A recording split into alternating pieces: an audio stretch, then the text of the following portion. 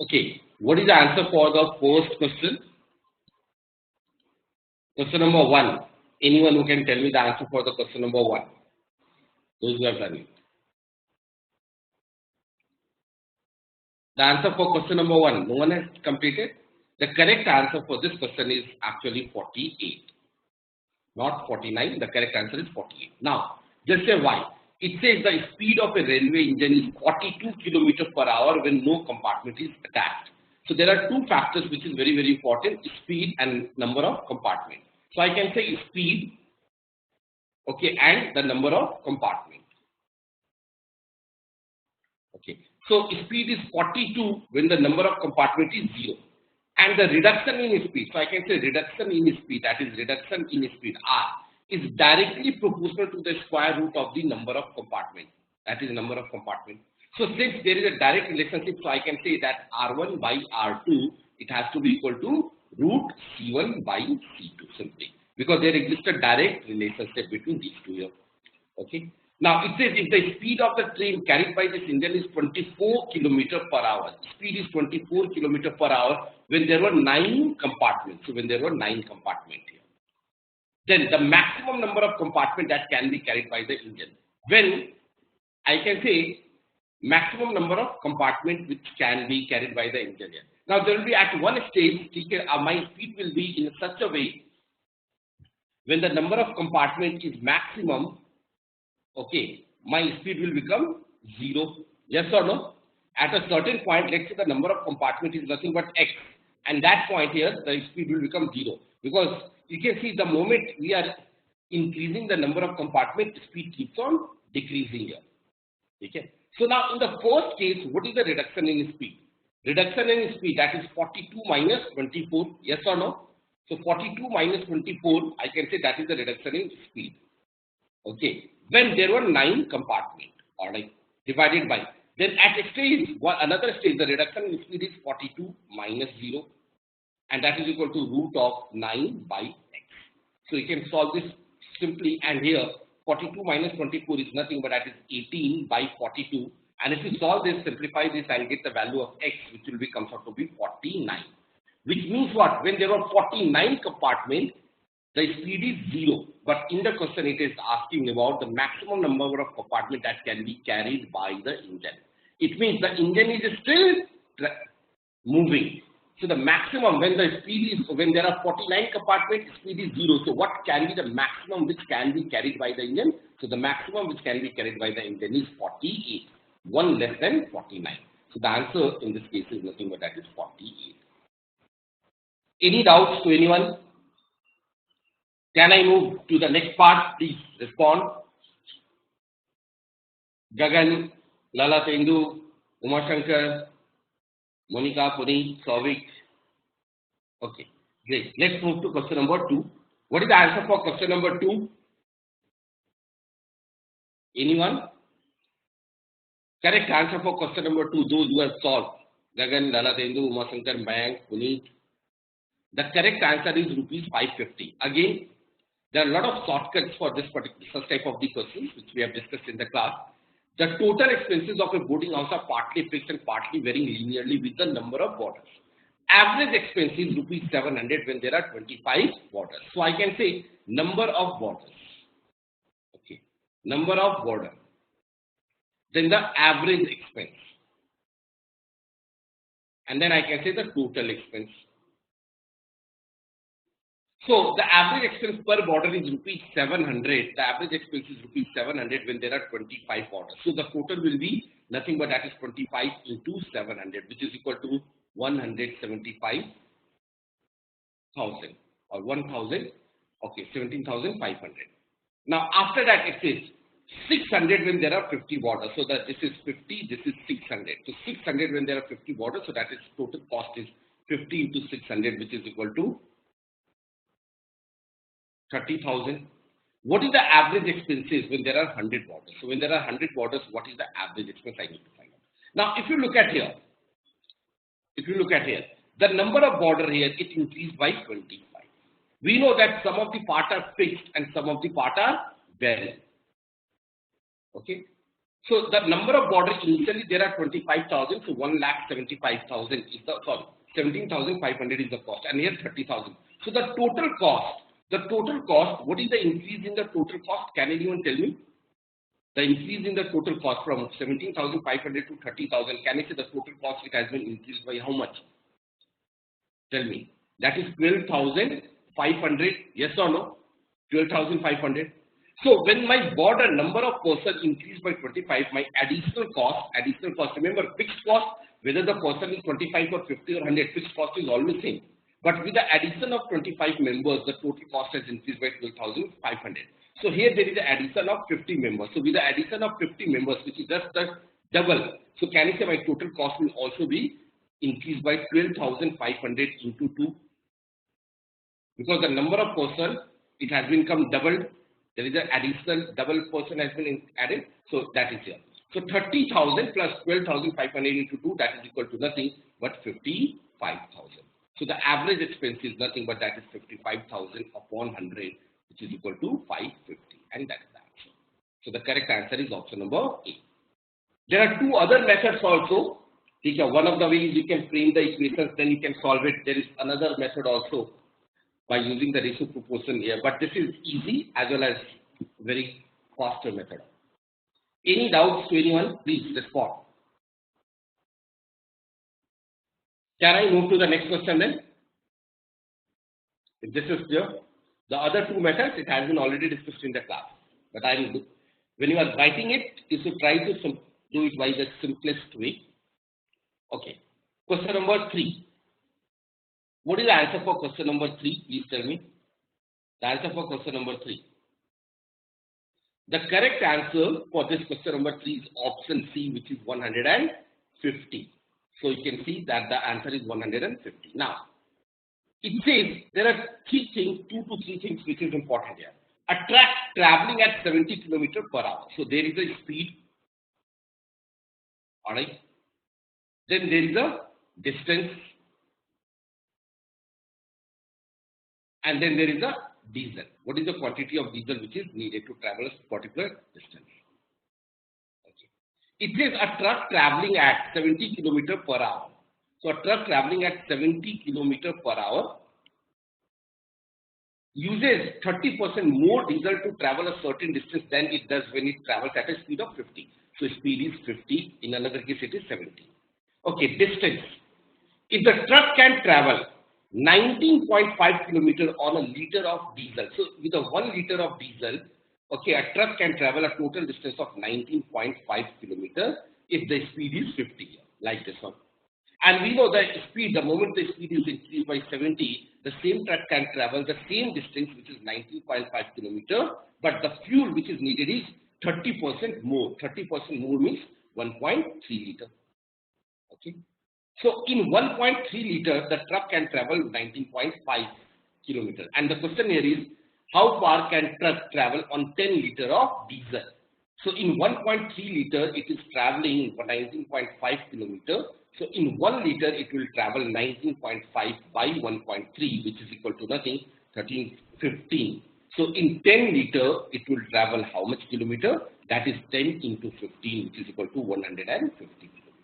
So the answer in this case is 150. Any doubts to anyone? Can I move ahead to the next question? Yes, Dalasendu, Mank, Monica, Puneet, Souvik, Tushar. Keep responding, guys. Now, what is the answer of this question? Anyone who can tell me the answer of this question? Okay, let's discuss. Mank, Mirza, Little and Jaspal bought a motorbike for $60. Okay, so let's say Mank is spending, I can say, let's say the Mank is spending nothing but rupees A. Okay, Mirza is spending rupees B. Alright, and Little is spending rupees C, and the Jaspal is spending rupees D. So we know that A plus B plus C plus D, that is given to us as A plus B plus C plus D, which is equal to 60 here. Mank paid 1/2 of the sum of amount paid by the other. So Mank is paying 1/2. Okay, so Mayank is saying 1/2, so I can say A is equal to basically B plus C plus D by 2. So can I say that is twice of A, it is equal to B plus C plus D. Add A on both the sides, so I'll get 3A, it is equal to A plus B plus C plus D. So 3A is equal to A plus B plus C plus D, which is equal to 60, so this implies A is equal to 20. So Mayank is spending rupees 20. Now in a similar fashion, you can calculate for everything. Second equation says Mirza paid 1/3. So Mirza is B, okay, and Mirza pays 1/3, that is 1/3 of the sum of the amount paid by the other boys, that is A plus C plus D. So here I will get 3B, it is equal to A plus C plus D. Add B on both the sides, so 4B, it is equal to A plus B plus C plus D. And this is equal to 60, so I can say B is equal to nothing, but that is equal to 15. Alright. Similarly, the third statement, it says little paid. So little paid 1/4. So little paid 1/4. So little is C, and it is paying 1/4 of A plus B plus D. So from here 4C, it is equal to A plus B plus D. Add C on both the sides. 5C, it is equal to A plus B plus C plus D, and I'll get nothing but C, which is this is equal to 60. So C is equal to 12. So now we can easily find out what is the value of D here. Alright, so D is equal to 60 minus 20 minus 15 minus 12. What is this value? That is 13. So the correct answer for this question is option number B, which is 13. Is that clear to all of you? Can I move to the next question? Yes. Okay. Question number 5. Again, a very, very interesting question here. Question number 5. Just see here. It says 3 friends. It was asked in CAT 2002.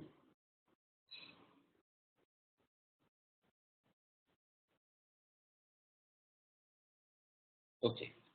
It says 3 friends went for a picnic. First friend bought 5 apples. Okay. So let's say the first friend name is A. He bought 5 apples. Okay. The second bought 3. The person B, he bought 3 apples. And the third friend C, he bought 8 rupees. 8. What is the share of the first friend? Okay, what is the share of the first friend? Now, the question seems to be somewhat tricky. I'll not say tricky, but confusing. But the logic here, which can be used here, is 5 apples, 3 apples. So the total of 8 apples, yes or no? So this person has gone to picnic, total of 8 apples. So all these persons will be eating certain apples. So each one of them will eat how many apples? Tell me. Each person will eat how many apples? Can you say 8/3 apples? 8/3, 8/3 and 8/3, since they have gone for a picnic. So all of them will eat certain apples. So 5 plus 3, 8 apples. So it will be divided, distributed. So each person will eat 8/3, 8/3 apples. Okay. So A has consumed 8/3 apples. Yes or no? So what about the remaining? But A has got 5 apples. So what is 5 minus 8/3? So 5 minus 8/3 is nothing but that is equal to 7/3. So A will give 7/3 apples to C. Alright. And B, 3 minus 8/3. That is equal to 1/3. And B will give 1/3 apples to C. And in return, C will give them a money. Okay? Because C has got only rupees 8. So A is giving 7/3 apples, B is giving A 1/3 apples. Okay? So in what ratio? The person who will give him more apples, that person will get more money. So the money, the rupees 8, it will be distributed in the ratio 7/3 to 1/3. Okay? So rupees 8 will be distributed in the ratio 7/3 to 1/3. So which means that is the thing that A will get 7 rupees and B will get rupees 1. So the answer is, what is the share of the first friend? Option number B. That is 7. He will get 7 rupees. Is that clear to all of you now? Please respond. Gagan, Gauri, Mank, Shauvik, Tushar, Umashankar. Alright, great. Now, question number 6, which was asked in CAT 2003 detail. Anyone who can tell me the answer for question number 6? The correct answer is, of course, option number D. There are a lot of ways. I can say A is equal to, just let me do it quickly. A equal to 6B, which is equal to 12C. And in the second equation, it says 2B, it is equal to 9D, which is equal to 12B. So first of all, if you look at here, the common link is B. Okay. So multiply the second equation by 3. So I'll get 6B, 9 3s are 27D, and 12 3s are 2 3s are 6, 9 3s are 27, that is equal to 36D. Okay. So now I can say combine all of them. A equal to 6B, which is equal to 12C, which is equal to 27D, and which is equal to 36C. Now, one of the ways you can directly, what you can do here is, and remember that all of them are integers, A, B, C, D, all of them are integers. So one of the ways you can find out the ratios. Now to find out the ratios, or you can start solving with the help of the options also. Like A by 27. So if I include here A and 27D. So A by 27 is equal to D. Yes or no? A by 27 is equal to D, which is an integer. Second here, B by E. So you need to find out the relationship between B and E. So we know that 6B is equal to 36E. So B by E is equal to 6, which is an integer. So first option can't be the answer. Similarly, a second option, A by 36 and C by E. So A by 36, we know that A is equal to 36E. So A by E is equal to 36. Okay. And C by E, we also know that 12C, it is equal to 36C. That you can see it here. 12C is equal to 36E. So from here, I get C by E, which is equal to 3, which is also an integer. So this can't be the answer. Similarly, A by 12. We know that A is equal to 12C. So A by 12 is equal to the thing, but that is C, which is an integer. Then the challenge here is BD by 18. So B into D upon 18 here. Okay. So what I can do, I can take probably, let's say, all of them are integers. So let's say this is equal to K. So 6B, it is equal to K, and 27D, it is equal to K. Okay. Or here, you need to find out the relationship between B and D. So I can say 6B, it is equal to 27D. So B by D, it is equal to 27 by 6. Alright. So that is 3 9s are and 3 2s are 6. So I can say, let's say B is equal to 9K and D is equal to 2K. Alright. So BD is equal to nothing but 18K square, 9 2 here. So BD by 18, that is equal to K square, which will always be an integer. Is that clear to all of you? So the answer can't be this. So the answer has to be option number C. Because C by D is not an integer. Okay, C by D is not an integer. That is 12C. It is equal to 27D. So I can say C by D, which is equal to 27 by 12. 3 9s are 3 4s, which is not an integer. Any doubts to anyone? Now, the other alternative method, now that is just one of the way I'll say. The other way, which I will say better, the preferable method should be, okay, find the ratios here. So you can simply take the LCM, the coefficient. Coefficient is 6, 12, 27, 36. So what is the LCM? What is the LCM of 1, 6, 12, 27 and 36? It will be nothing but that will be equal to 108.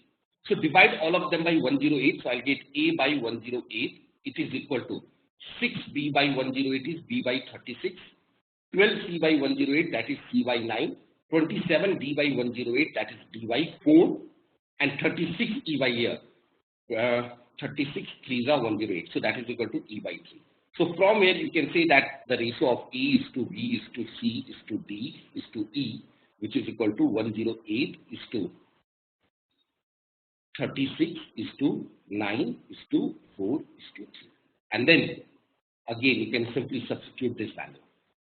Let us say A equal to 108K, B 36K, C 9K, D is 4K, and E is equal to 3K. Just keep on substituting and check with the help of options. So is that clear to all of you? And from here you can see C by D. C by D is 9 by 4.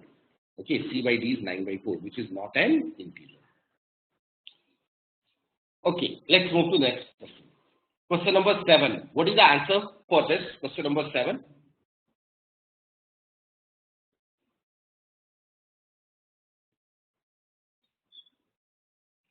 Okay, the correct answer for question number 7 is option C. Now just here. All the ratios are equal. Okay. So if I say A upon B plus C, it is equal to B upon C plus A, it is equal to C upon A plus B. So this should be also equal to sum of all the numerator divided by sum of all the denominator, that is twice of A plus B plus C. Alright. Here. And that will be equal to 1 by 2. Now this is possible only if A plus B plus C is not equal to 0. Why? If A plus B plus C is not equal to 0, then I'll get these two terms will get cancelled and this is equal to 1 by 2. So R can be equal to half. Okay? So R is equal to 1 by 2 if A plus B plus C is not equal to 0. Now the second point here is, what if A plus B plus C is equal to 0? Okay. If A plus B plus C is 0, then what will happen in that case? Can you say A upon B plus C? It is actually equal to A upon, and from here, B plus C is nothing but that is equal to minus A. So A upon minus A, that is equal to minus 1. So that is the value of R.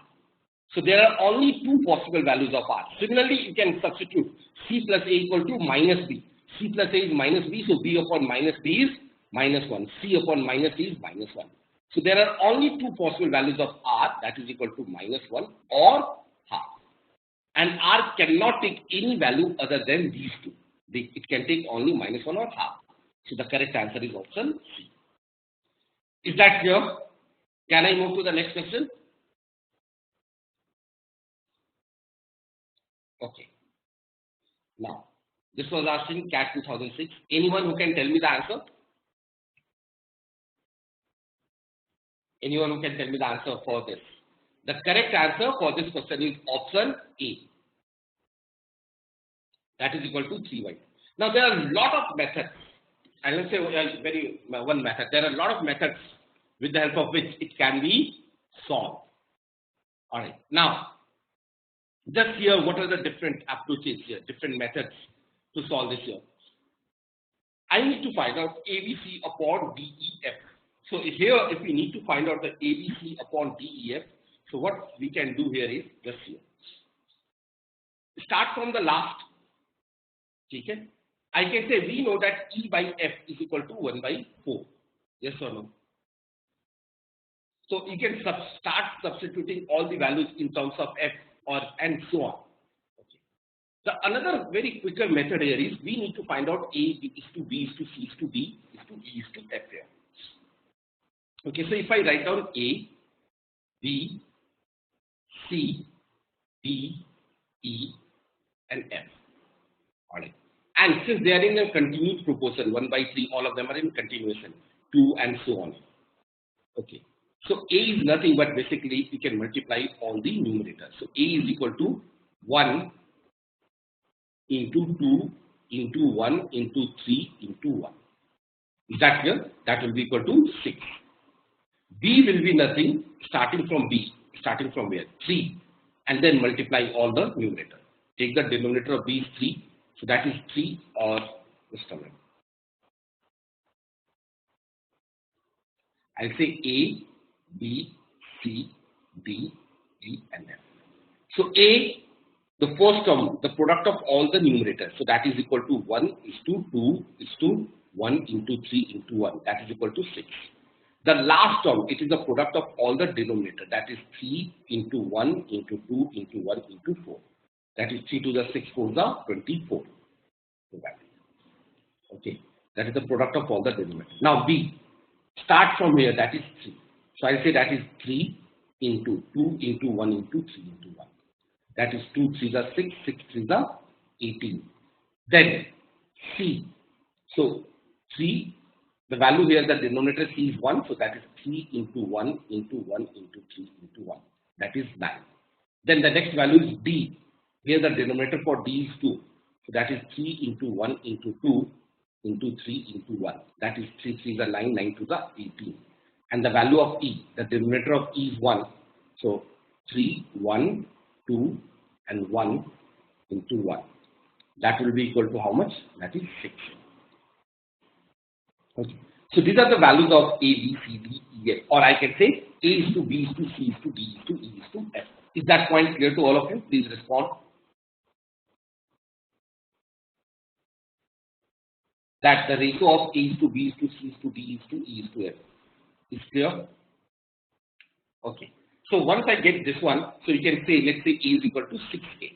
Because this will give me B is equal to 18K, C is equal to 9K, D is equal to 18K, E is equal to 6K, and F is equal to 24K.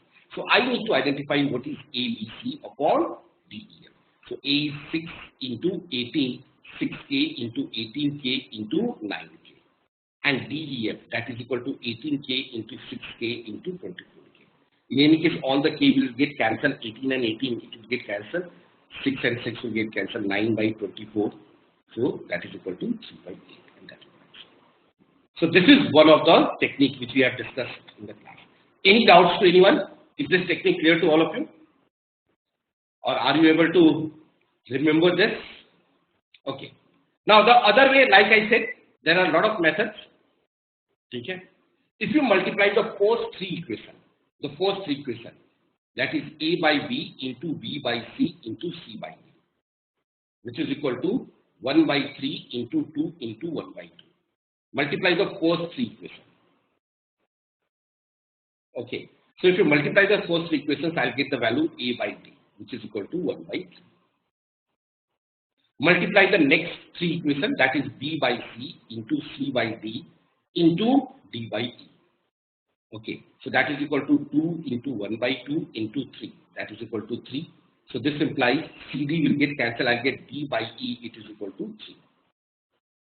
Now multiply the last three equations. That is C by D into D by E into E by F, which is equal to half into 3 into 1 by 4. So from here you will get DE will get cancelled. So I'll get C by F, which is equal to 1 by 4, not 1 by 4. E by F is equal to 3 by 8.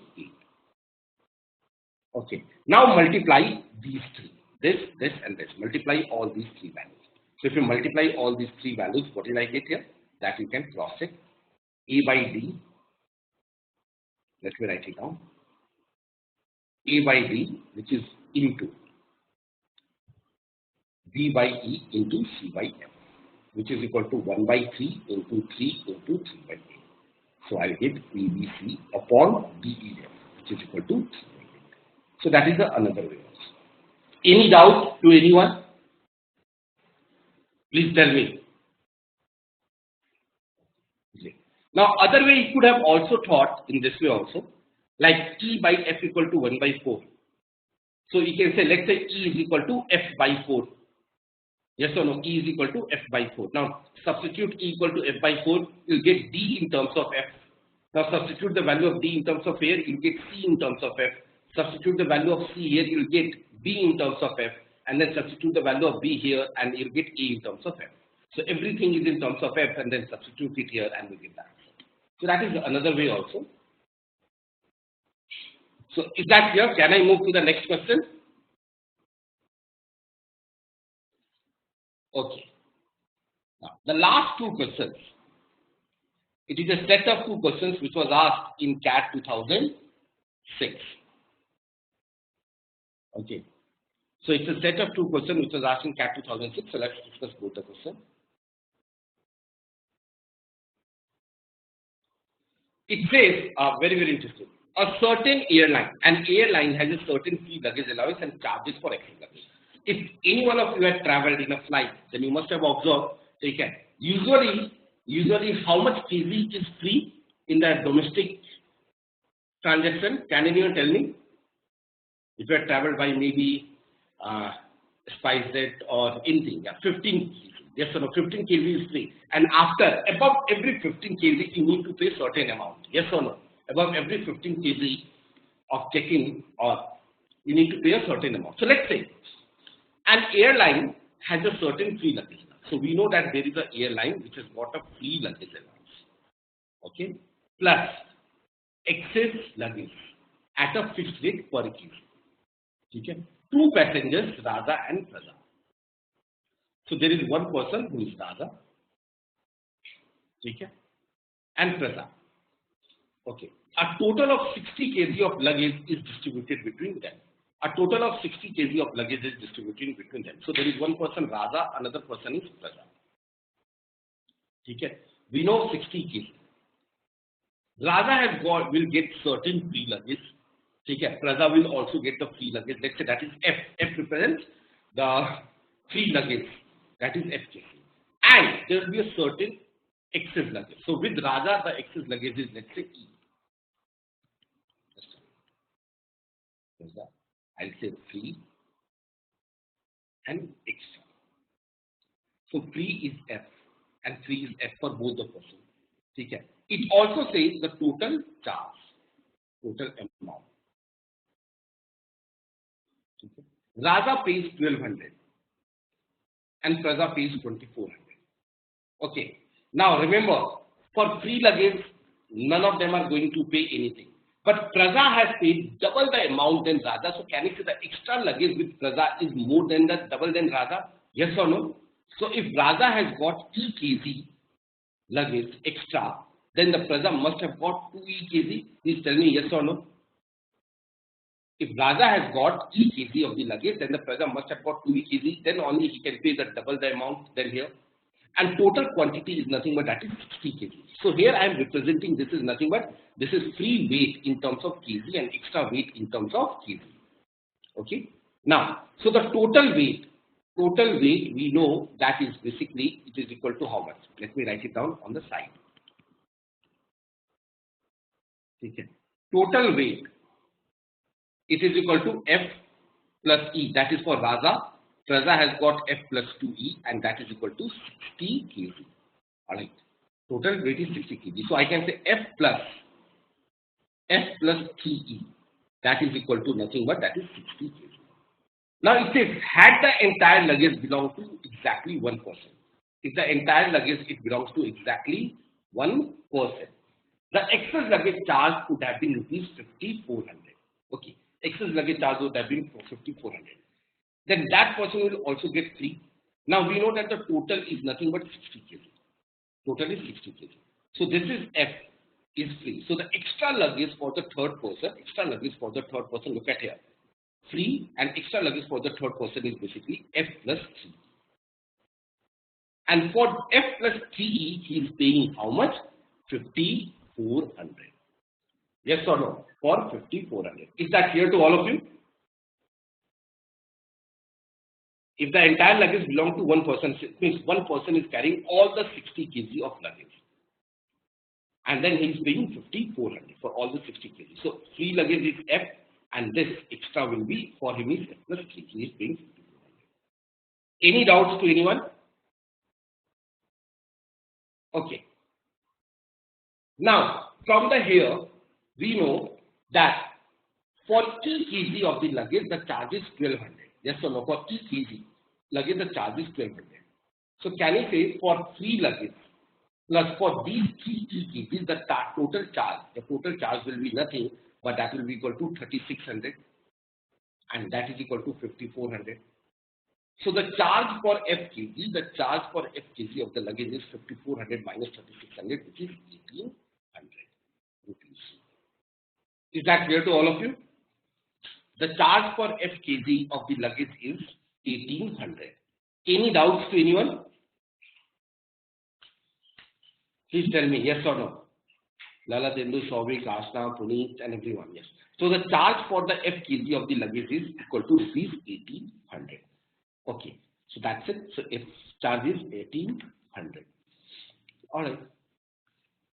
So I can say the charge for F is 1800. Okay. The charge for F kg is 1800. So here for this F kg the total charge will be nothing but that is equal to 1800. Yes or no? And for F plus 3 we know that is 5400. Okay. So I can say the total charge for 60 kg it will be equal to 1800 plus 5400 which is equal to 7200. Is that clear to all of you? Because the charge for F kg is 1800, but remember charge for F kg is 1800, but the person will actually not pay from his pocket. Why? Because that is free. Okay? So charge for F kg is 1800, charge for F plus 3 kg is 5400, so the total 60 kg. is the total charge for the 60 kg is 7200, but he'll get an allowance of 1800 and he needs to pay money only for 5400. So I can say the charge per kg. Okay, charge per kg. Charge per kg is equal to 7200 by 60, which is equal to 120 rupees. Okay, per kg the charge is 120 rupees. So once you get that the charge per kg is 120 rupees and the free luggage allowance worth is 1800 rupees. Free luggage allowance is 1800 rupees. So can anyone tell me, take care, what is the free quantity? What is the free quantity then? Charge per luggage. So free quantity, I am writing down free quantity. Take care, 1800 upon 120, which is equal to 15 kg. Is that clear to all of you? For the total charge for the FKV is 1800. The total charge for the FKV is equal to 1800. So charge per kg is 120. So what is the exact quantity? 1800 upon 120, which is 15 kg. So it means if everyone is allowed to take 15 kg of the luggage completely free. Alright? Completely free. And for extra luggage, like we said, 120. So 1200 upon 120. So 1200 upon 120. So that is equal to 10 kg. So extra luggage with Raja is equal to 10 kg. And the extra luggage with Plaza is equal to 20 kg. So you can see that is Raja has got 15 plus 10. Raja has got a total of 25 kg. Okay. And Plaza has got 15 plus 20, which is equal to 35 kg. And 25 plus 35, which is equal to 60 kg. So this is how it has been distributed. So what is the weight of Plaza's luggage? The weight of the Plaza luggage is actually 35 kg. So the correct answer for question number 9 is 35 kg. Okay, 35 kg. And the answer for question number 10, what is the free luggage allowance? The free luggage allowance is 15 kg. So any doubts to anyone now in this question number 10? So I hope that it is clear. So, alright. So these were all the 10 questions which have been asked in the past 10 years. I will say basically from 1999 to 2008. After 2008, the question papers were not available and CAT has started distributing the paper only in the year 2017. Okay, so let's start one by one. Question number 1. What is the answer for question number 1? The correct answer for this question is nothing but that is equal to option number D, 3 by 4. Okay, it's a very easy one, just here. It says 40% of the employee of a certain company are man. Okay, so there are total employee here, out of which 40%, if I assume the total is 100, so 40% of them are man. So 40 of them are man and rest 60 of them are women. Okay. 75% of the man, 75% is nothing but 3 by 4. So 3 by 4 of 40, which is equal to 10. So 10 men earn more than 25,000. So 10 men earn more than 25k per year. And it also says if 45% of the company employees earn more than 25. So total number of employees who earn more than 25,000, that is equal to how much? That is 45 employees. So 45 employees in all, they are earning more than 25,000. Then what fraction of the women employed by the company earn rupees 25,000 per year or less? Now, out of 45, I can say 10 of them are here. 30 is greater than 25k. 30, just a minute. Yes, 75%. So 75% is not 1 by 10. 75% is basically it is equal to 3 by 4 into 40, which is 30. So out of 45 employees who are earning more than 25,000, 30 of them are men. So can you say remaining 15 out of 60, 15 women are earning more than 25k, and remaining 20 or 60 minus 15, that is 45 women are earning less than 25k. So what fraction of women? Out of a total of 60 women, 45 women are earning less than this. So fraction is 45 by 60, which is equal to 3 by 4. So that is the answer. Any doubts to anyone in this question? Can I move to the next question? Alright. Question number 2. What is the answer for question number 2? Anyone who can tell me the answer for question number 2? The correct answer is, of course, that's right. The answer is option number B, which is 90.8. So the correct answer is option number B, 90.8. Let's see it here. It says the table below. The table below shows the percentage-wise distribution of the population of Ecosia. The number of people aged below 35 years is 400 million. So below 35 years is 800 million. So what is the total percentage of people? That is nothing but I can say just add these values. All these are nothing but less than 35 years of age, below 15 years. So the sum total of these values, that is 30 plus 17.75 plus 17, that will be comes out to be 64.75% here. Okay? And 65.4.745%, this is equal to 400 million. Yes or no? So I can say the total population in that case. Or basically the question here is, if the ratio of female to male in below 15 years age is 90.96. Okay. So below 15 years, okay, the ratio of female to male, it is equal to 0.96, which is basically equal to 96 by 100. So what is the number of females in that age group? So can we say female plus male, the total of 96 plus 100 is 196.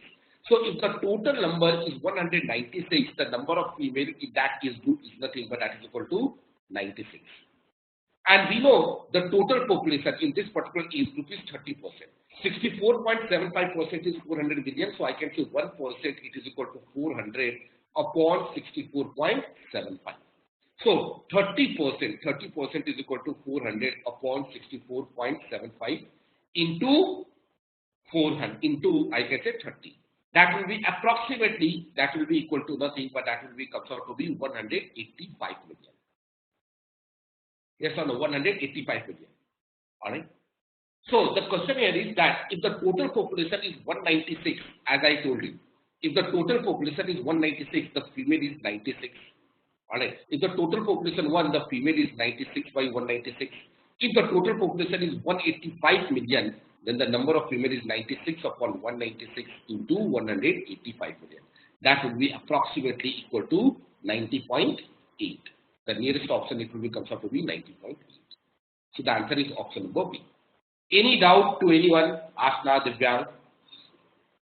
Just a very easy one. Yes, there might be a calculation, but yes, that's easy. Now, let's move to the question number 3.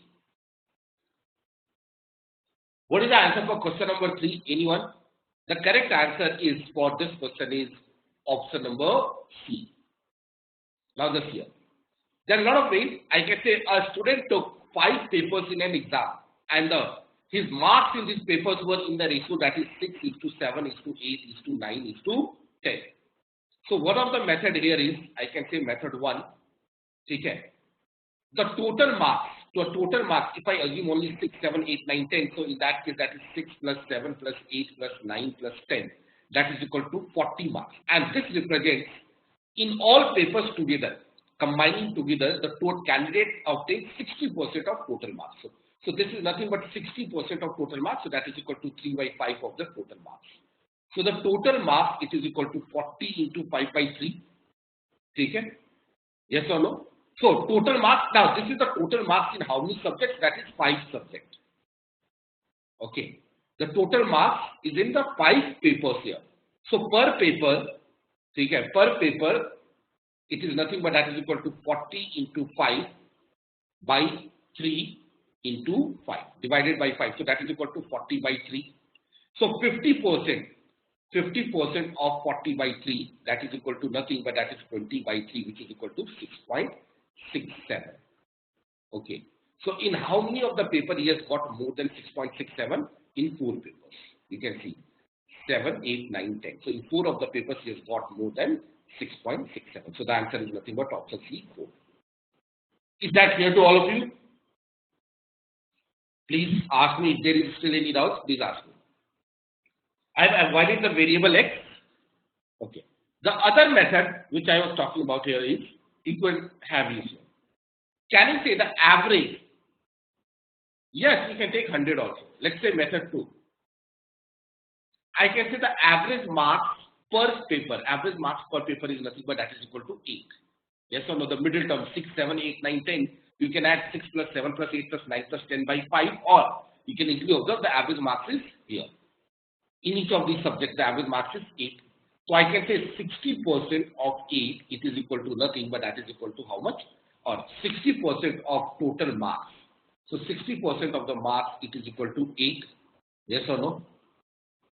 So which means 3 by 5. So marks is equal to nothing but that is equal to 8 into 5 by 3. 60% is 3 by 5.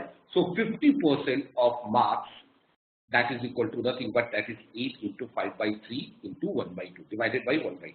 So that will be comes out to be 6.67. So in 4 of the subject he has got more than 6.67. So you can use any of the approaches. Any doubt? Can I move to the next question? Please respond. Okay. Let's move to question number 4. Yes, of course, by using the funda of average, we can do it quickly. Now, question number 4. What is the answer for question number 4? The correct answer for question number 4 is nothing but that is option number A, which is equal to 300. Now, just here, a college has raised 75% of the amount it needs for a new building by receiving average donation of 600 from the people already solicited. Let's say the number of people. If I say, let's say the initial number of people is equal to P. Initially, the total number of person is P. 60% of these people, so that is equal to 0.6P. Yes or no? And each of them has given rupees 600. So 0.6P into 600, that will be equal to 360P. So it says a college has raised 75% of the amounts. Okay. So this 360P, it is actually nothing but that is 75% of total amount. Okay, which they needed. Okay. So 75% is 3 by 4. So can I say the total amount? Or in that case, 75% is there. So the remaining amount is 25%. So I can say remaining amount is 25%. That is 1/3 of this one. That is 25% of total, which is equal to 360 by 3, which is 120P. Because 75% is 360, so 25% is 1/3 of 75. 75 by 3 is 25. So 360 by 3 is 120P. Alright. Now the question is, if the college is to raise exactly the amount needed for new building, they need 120P extra. What should be the average donation from the remaining people to be solicited? So from the remaining people, I can say the total amount is 120P. And the remaining number of person, 60% of them has already given. So remaining people is only 40%. So divided by 0.4P. That will be equal to rupees 300. And that is the answer. Is that clear to all of you? Please respond. So this is also an easy one, not a very difficult question. Alright. Let's move to the next question. Question number 5. What is the answer for question number 5? A very, very important question. In a lot of exams, this question has been asked. The correct answer is option number C. Let's see it here. It says fresh grapes contain 90% of water by weight, while dried grapes contain 20% of water. So we know that the fresh grapes and the dried grapes. Okay? What is the weight of dried grapes available for 20 kg of fresh grapes? So if I am talking about fresh grapes, okay, that is total 20 kg fresh grapes are there. So the content water is 90%. So water is 90%, so that will be 18 kg. 90% of 20 kg 18. And remaining all of them are nothing but the pulp, or you can say that is mass. So that 2 kg will be mass. Now this fresh grapes, it is getting dried. It is dried. So in dried one, the water content will be there and some of the mass or pulp will be there. It says it contains 20% of water. So water is basically 20%. So can you see the mass is remaining 80%? Now if the grapes will dry, can you say only the water will vaporize? The mass, it cannot vaporize, only the water will get dried. So in the fresh grapes, if the solid part or if the mass or if the pulp is 2 kg, so in the dried grapes also the mass will be 2 kg. Why? Because only water content will get decreased. Only water can be dried. So 80% is equal to 2 kg. So 80% is equal to 2 kg. So 20% is equal to 0.5 kg. Yes or no? 80% is 2 kg. 80 by 4 is 20%. So 20% is 0.5 kg. So 2 kg plus 0.5 kg together it will be equal to 2.5 kg. So the quantity of dry grapes is 2.5 kg. Any doubt? Yes, that's right. In the class we have taken a similar kind of the question, watermelon. Can I move to the next question now? All right. Question number 6. Again, a very, very important question. It says the correct answer of this question is option A. The correct answer of this question is option A. Now, it says the owner of an art shop conducts his business in the following manner. Okay. Every once in a while, he raises his price by X%. Okay. So let's say if originally his price is nothing but P. Okay. His price is P. Okay. After the first cycle, he raises the price by X% and then he decreases the price by X%. So there is an increase of X% and then further he decreases by X%. Alright. And after one such up down cycle, the price is decreased by 441. So P minus 441.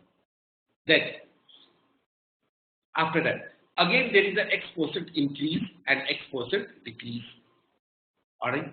And the final price of the painting is equal to nothing but that is equal to 1944.81. What was the original price of the painting? Now, I need to find out the original price of the painting. So, can you say in both the cycles the percentage change is same? X% increase, X% decrease, two successive changes. So, two successive changes of X% increase and X% decrease. What is that equal to? Can you say X square by 100%? Because two successive changes, X minus of X square by 100. So, that is equal to minus X square by 100. So overall percentage change in the first cycle is nothing but minus X square by 100%, and here also the overall change is minus X square by 100%. Is that clear to all of you? So in both the cases the percentage change is same. Alright. Now the question here is what?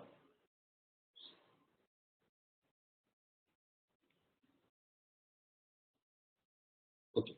So can we say in this case the ratio of these two, because as we know the percentage change is same.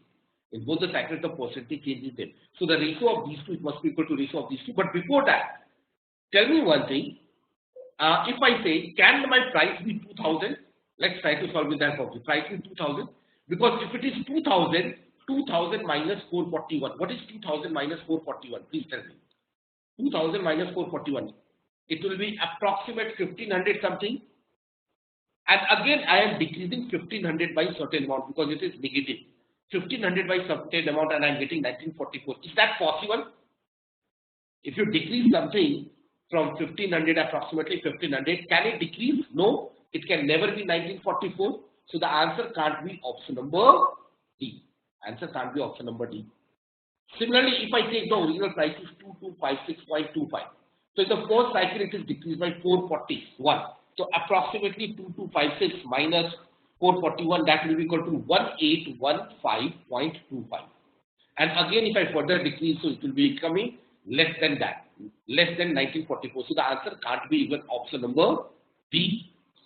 Yes or no? So option B and option D can be rejected here. Now option C, it is coming out to be 2500. Decrease of 441, so that will be equal to 2059. Yes or no? 2059. And here we know the final price is 1944.81. Okay. And we know that percentage change between these two and the percentage change between these two, it has to be same, X square by 100 and X square by 100. Alright. So one of the ways you can find out the percentage change between these two as well as these two quickly with the help of calculator, because nowadays calculator is allowed, or there are a lot of ways. So tell me, I can say the percentage change, that is nothing but basically here it will be equal to 2059 by 2500. And here it will be equal to 1944.81 by 2059. Whether these two will be same? Whether these two will be same? Please tell me. Are these two same? No. So the answer can't be option number C. So there has to be only one option, which is D. Okay. There is only one option, which is D. Is that clear to all of you? With the help of options, that is one of the ways. The other approach, besides the here, method 2. Okay. Now, we know that P, there is a decrease of minus x square by 100%. Yes or no? And here. So from here I can say the price is P initially minus P into 1 minus x square by 100 square is equal to 441. Okay. The difference between these two is nothing but 441 after reducing by x square by 100%. So multiplying factor is 1 minus x square by 100 square. Okay. So let's say this value is equal to D. I can say this is equal to P minus PD, which is equal to 441. Just for your calculation, I am assuming 1 minus x square to be 100 square as D. Now, similarly, after the second cycle, okay, second cycle. So second cycle, we know original price is P into 1 minus x square by 100 square. First cycle, the price has become this one. Then again, there is a decrease. So into again 1 minus x square by 100 square. And this price is equal to 1944.81. So I can say this is PD square. It is equal to 1944.81. Okay. So we have got PD square equal to 1944.81 and P minus PD, which is equal to 441. And our target is to eliminate D. So of course you can solve it. It will be a quadratic equation, not exactly a quadratic equation. I can find out the value, since I need to find out here, so you can substitute the value of D from here. Substitute the value of D from here in the second equation. So I'll get this equation as nothing but that is D. D is equal to 441. It will be comes out to be 441 plus P by P. So 441 plus P by P whole square. That is equal to 1944.81. Alright. So from here, if you take this will be comes out to be 441 plus P whole square. It is equal to 1944.81 P. Take a square root, so I'll get 441 plus P. Now this is actually a square of 441 itself. So this is equal to 44.1 root P. So 44.1 root P. Okay. And if you assume root P equal to Y, so you get a quadratic equation, that is 441 plus Y square is equal to 44.1 Y. So you need to solve this quadratic equation, and by solving this quadratic equation, you can find out the value of P. Is that clear? Or you can now substitute the value of P with the help of options. So the best way is with the help of options, because this will become complicated. Is that clear?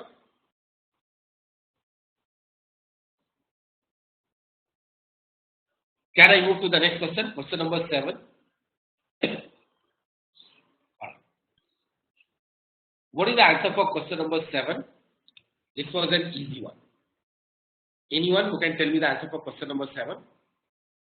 The correct answer is 87.5. Let's see. It says let A and B be the two solid spheres such that the surface area of B is 300% higher than the surface area of A. And the volume of A is found to be K% lower than the volume of B. The value of A must be. When I am talking about area of two solid figures, can I say area of two solid figures? It is always proportional to the square of the corresponding sides. Yes or no?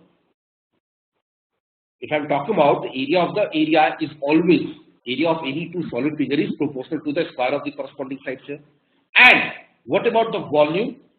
Volume of two corresponding figures.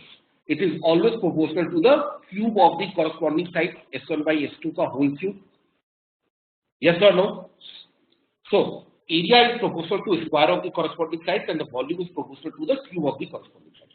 Now it says, let A and B be two solid spheres such that the surface area of the B is nothing but that is 300% higher than the surface area of A. So basically we know surface area. of B is 300% higher. So what is this ratio? 300% higher. So can you say this will become 4 by 1 is equal to S1 by S2 whole square? 300% higher means what? If B is 1, then 300%, that is 1 plus 3 higher. That will be 4. So from the first one, I get that the value of S1 by S2. S1 by S2, it is equal to 2 by 1. Substitute this value here. So B1 by B2, it will be comes out to be 2 by 1 raised to power 3, which is equal to 8 by 1. So the volume of the first figure is 8, then the volume of the second figure is only 1. It says the volume of A is found to be K% lower than the volume of B. Okay. K% lower. So how much lower it is? It is equal to 7 by 8, which is equal to 87.5%. The volume of one of the figure is 8, the other one is 1. So there is a decrease of how much? 7. It is 7 less than 8. So it is lower by 7 by 8, which is 87.5%. Any doubts to anyone in this question? Please tell me. Can I move to the next question? 8. What is the answer for question number 8? The correct answer for this question is option C. That's right. P is greater than Q. Now, it says at the end of year 1998, a shepherd bought 9 dozen goats. So you have got initially 9 dozen goats. Henceforth, every year he added P% at the beginning. So after adding P%, let's say it will become something amount. You can take anything. Okay? Let's say it has become 10 dozen. Or we do not know what is that value. Okay? And then he sold Q%. Then he sold Q%. And again it has become how many dozens? 9 dozen. Again. And this process is a continuous process. Alright? This process is a continuous. Which of the following is that true? Okay. So after 9 dozen, if I say, let's say it becomes, now one of the ways, first of all tell me, can PV equal to Q? Just tell me one thing. First, initially it is increased, then further decreased. So can P and Q be equal? Please respond all of you. No, they can't be equal. Now, can P be less than Q? Can P be less than Q? If P is less than Q, then option B and option D both are correct. Yes or no? Because option D says P equal to Q by 2. Option D says P equal to Q by 2, and here Q by 2 equal to Q. But two options can't be the correct answer, so the answer can't be B and D, so the answer is option number C. It's quite obvious, answer can't be A. If B is correct, then C is or D is also correct. If D is correct, then D is also correct. So both the options, it must be wrong. So the answer has to be option number C. That is one of the ways, just with the help of options. Is that clear? Other way, let's say from 9 dozen, you can take any value. It has become 10 dozen, and again from 10, it has become 9 dozen. So here there is a change of nothing but that is 1 by 9, which is equal to 11.11%. And here there is a change of 1 by 10, which is equal to 10%. So you can observe here easily that P is greater than Q. So the answer is option C. Any doubt? Can I move to the next slide? Now, what is the answer for question number 9? Anyone? E. That's right. Now just here, it says the length, breadth and the height of a room are in the ratio 3:2:1. So we know length, breadth and height. Let's say initially it is 3, it is 2 and it is 1. If the breadth and the height are half, breadth and the height are half, the breadth will become 1 and the height will become 1 by 2. And the length has become double, that is 6. Then what is the total area of the 4 walls? What is the area of the 4 walls? Since you are in front of room, so you can see what is the area of the one of the wall, that is height into length. So area of the walls, area of 4 walls, it is equal to, can you say 4 times, not 4 times. There is one wall which is in front of you, you can easily visualize. So that is length of that wall into height. So that will be twice of length into height. Yes or no? And one wall which is in front of your adjacent on your right hand side. So that is width into height. So twice of width into height. Okay. So you can simply substitute these values. I can say twice in any case common. L into H. Yes, you can always take H as common.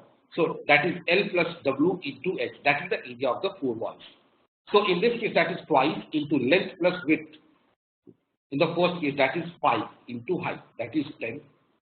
And in the second case, new area of the 4 walls, that is twice of length plus width, that is 7.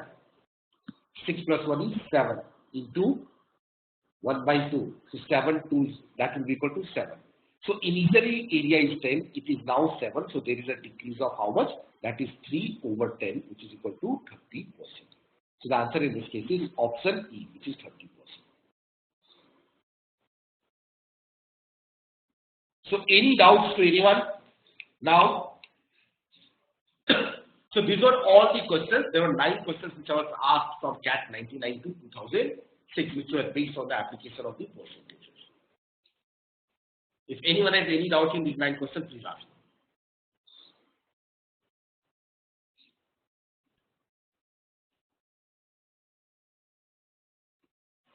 Okay, so let's start with the discussion of these questions.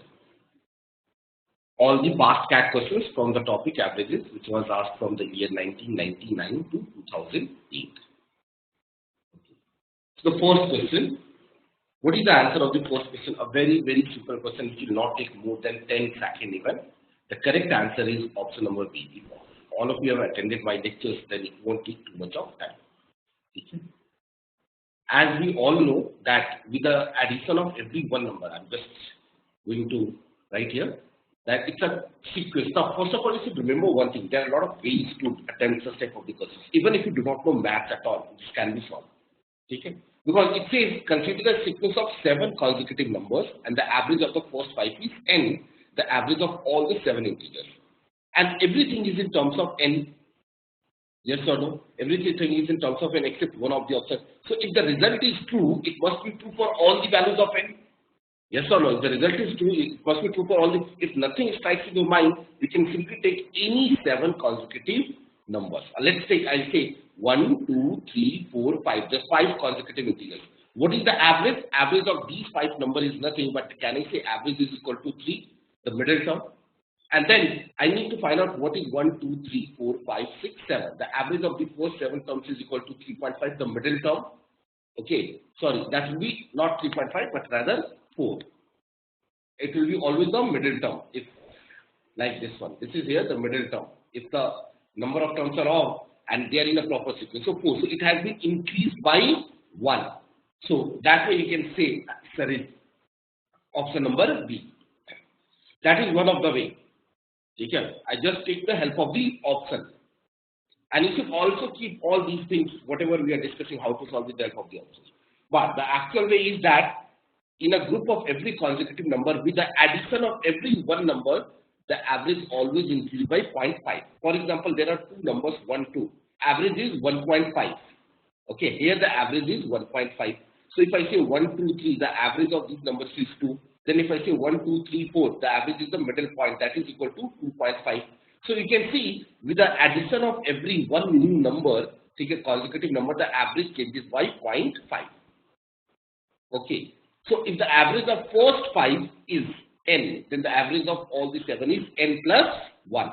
So the answer is simply n plus 1. Any doubt? Yeah.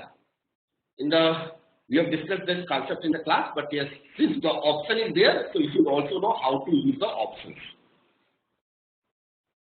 Now, question number 2. What is the answer for question number 2? The correct answer is option number B, which is 81.5. Now, it says there are 3 classes, X, Y, and Z. Okay, there are 2 different methods. The average of class X, so average of class X is 83. The average of class Y is 76. And the average of X and Y together is 79. So average of X and Y together is 79. So apply allegation rule. 83 minus 79 is 4 and 79 minus 76 is 3. So this gives me the ratio of the number of students in class X upon class Y. That is equal to 3 by 4. So the ratio of number of students in class X to class Y is 3 by 4. Now, the average score in class Y is 76. Okay, class Y, that is 76. In class Z, it is 85. And Combining together the average of y and z is nothing but that is equal to 81. So I can say 85 minus 81 is 4 and 81 minus 76 that is equal to 5. Which means the ratio of the number of students in class y and z is 4 by 5. Combining these two together, I can say, okay, that the ratio of x is to y is to z. The number of students, that is 3 is to 4 is to 5. Okay. So what is the average for all the three classes? So for all the three classes, I can say the answer is nothing but average 3 into 83 plus 4 into 76 plus 5 into 85 upon 3 plus 4 plus 5. That will comes out to be 81.5. That is the answer. Okay. Number of students 3. Average score is 83. So total is 3 into 83, weighted average. 4 students 76. So 4 into 76. Then 5 into 85 upon 345. Is that clear to all of you? You could have solved without allegation rule also. You could have find out the averages, the ratios by making an equation. But making an equation is a time consuming. So it's better to use allegation rule. And then combine them together. Can I move to the next question? 3. Yes, that is again a very important question. What is the answer for this question? Okay, the correct answer is option number A, that is 7. Now this here. This is again the question which I have already discussed in the, I'll say what, in the class also. Similar question, not exactly same. Instead of 35 7 by 17, I have taken an example of 35 5 by 17. Okay, so I think you all have forget that. So let me revise that. Now, whenever the numbers are in AP, arithmetic progression, or if it is a sequence of numbers, the average is always the middle term, like I told you. Okay? Now, what I can say here is, just try to understand here. It says a set of consecutive positive integers beginning with 1 is written on the blackboard. So let's say the numbers starting from 1, 2, 3, and so on till n numbers was written on the board. Okay? A student come along and erase one of the numbers. Okay? Erase one of the numbers. So the few important observations here, the first thing. Okay? After erasing, how many numbers are there? After erasing, he has erased one number. What is the number? N minus 1. So can I say the first thing, okay, the original average, it is equal to nothing, but that is again not important here. Okay, let me write it down. Original average is equal to nothing, but that is equal to n plus 1 by 2. Yes or no? First term plus last term divided by 2, that is always the middle term, that should be the original average. Or original average is of, you can say that original average is nothing but that is the sum of all the natural numbers 1 to n divided by total number of numbers n. Both of them are same thing. That will also give you this particular result. After simplifying, yes, you will get sum of first n natural number is n into n plus 1 by 2. Anyway, you can do it.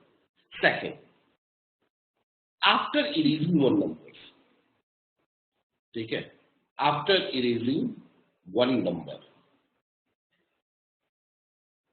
okay, average, it will be equal to total sum. Okay, it will be equal to total sum. All right, or I can say total sum. What is that total sum? We have no idea. Or let me write down in this way. That is sum of all the numbers. That is 1 plus 2 up till n minus one of the number has been erased. Let's say that number is equal to k upon total number of numbers, that is n minus 1, which is basically I can say sum upon n minus 1. Okay. Let's say the number erased is k. So I am getting this one. And this value, it is equal to nothing, but this value, it is equal to 35 7 by 17. And 35 7 by 17, it is equal to 608 by 17. Alright, this is equal to 608 by 17. And this 608 by 17, this is nothing but sum upon n minus 1. And they has to be integer. So can I say from here, you can guess easily that n minus 1, it has to be a multiple of 70. Yes or no?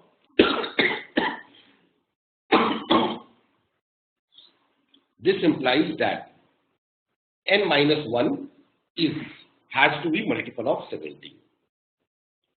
Has to be multiple of 17. Okay, so n minus 1 has to be multiple of 17. That's it. Third important observation. Not so. Now, after erasing, okay, okay, average is close to 35, approximately 35, 7 by 17. So I can say average is close to 35. Yes or no? And what is the impact of erasing one number in a group of n? Maximum change will be of 0.5.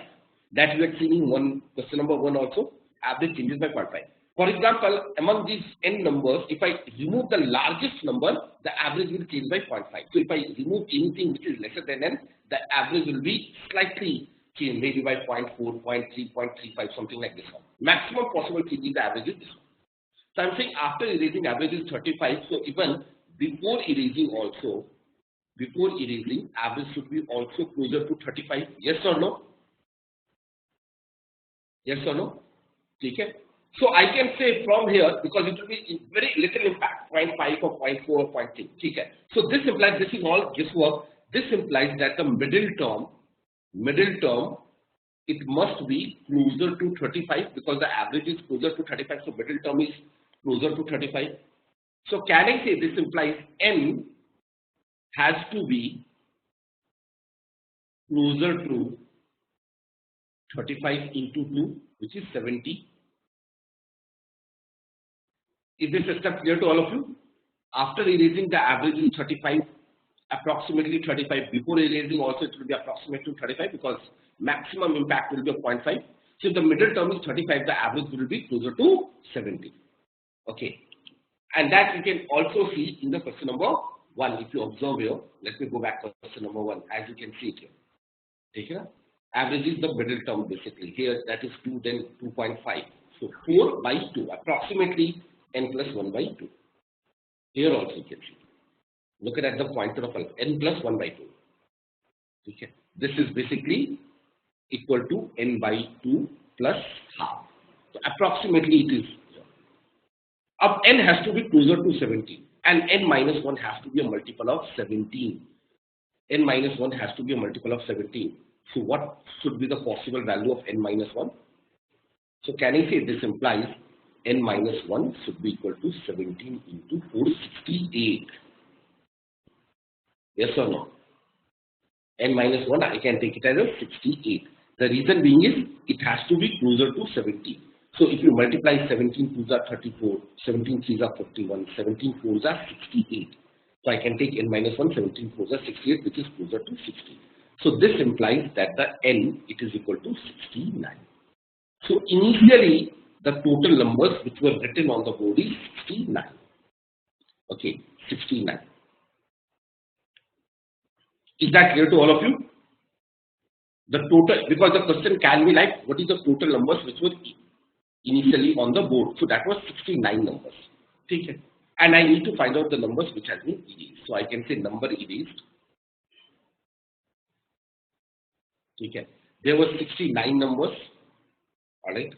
So what is the original sum of these 69 numbers? Can I say that is equal to 69 into 35? For the first 69 natural numbers, average is 35, yes or no? 1 plus 69 by 2. If n is 69, so the average is 69 plus 1 by 2, that is 35. So this should be the actual sum. Yes or no? Actual sum minus.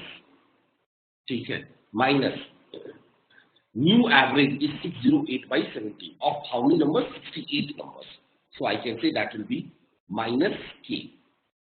After I subtract, you can see sum of first n natural number, that is 69 into 35. 69 into 70 by 2. Minus k. Okay, and that should give me the new values. That is equal to 68 into 608 by 70. Why? You can see here, n minus 1 into this.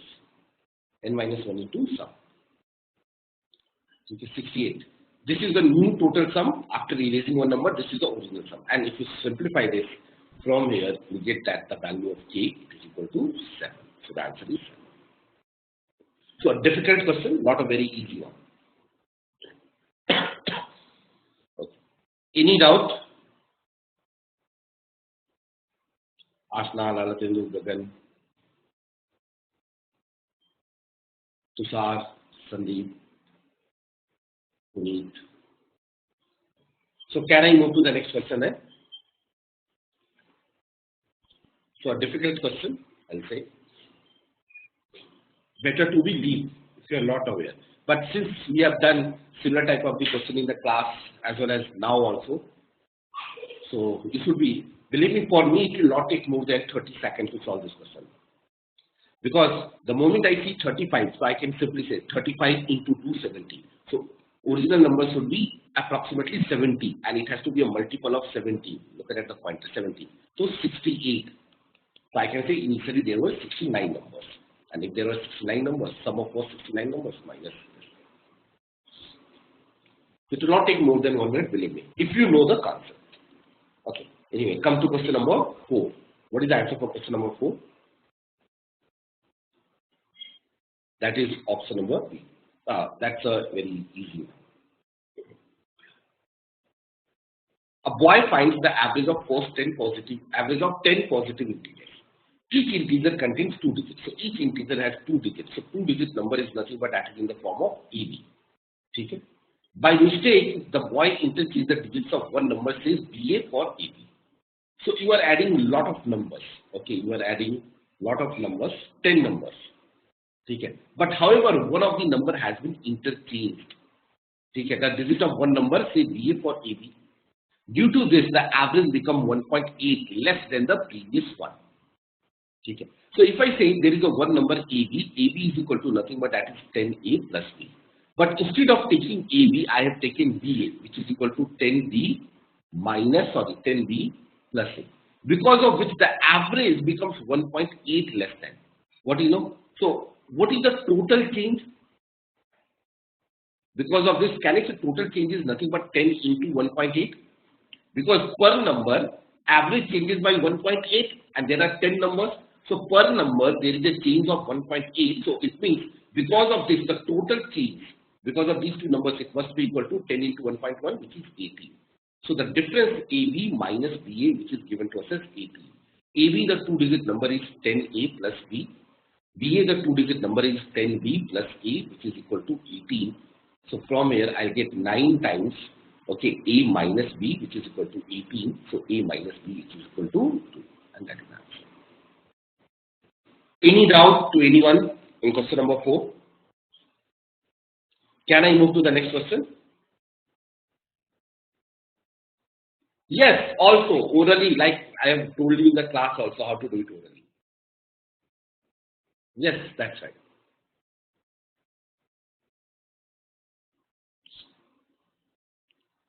Question number 5. What is the answer for question number 5? Please tell me. Okay.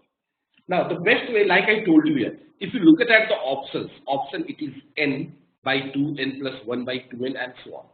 So if the result is true, it must be true for any values of n.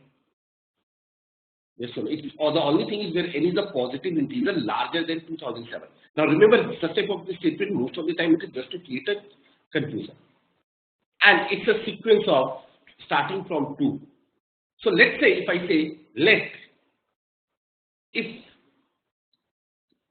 just a minute.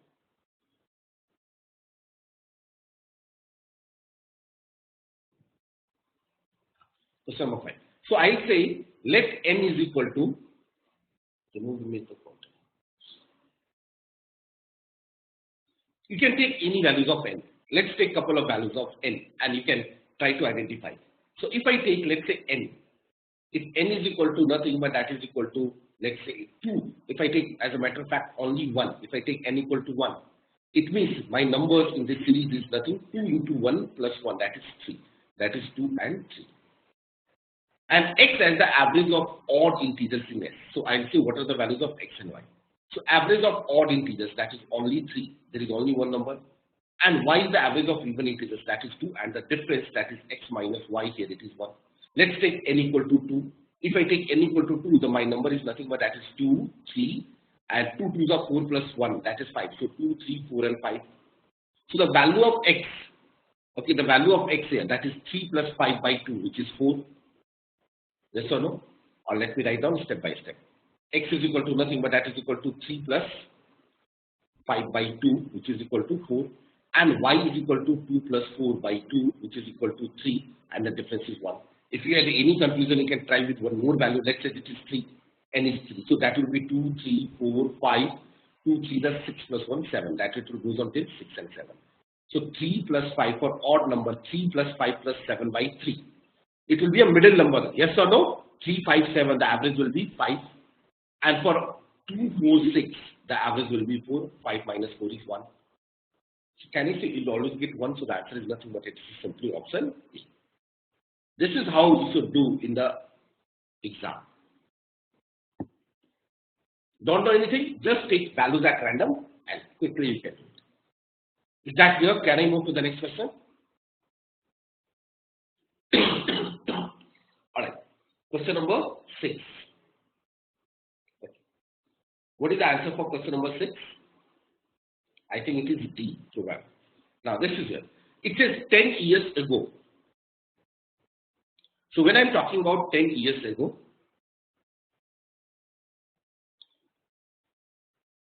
the age of the members of a joint family of 8 members. So the total age is nothing but that is 231. Okay. 3 years later. So plus 3 years. Okay. Plus 3 years. So if there were 8 families, so can I say the average with per person, the age will increase by 3? Yes or no? There are 8 members, and for every person after 3 years, the age will be, so total increase, it has to be equal to 8 into 3, 24. But one member died at the age of 60 years. So one member died, so I can subtract the age of that member, that is 60 years.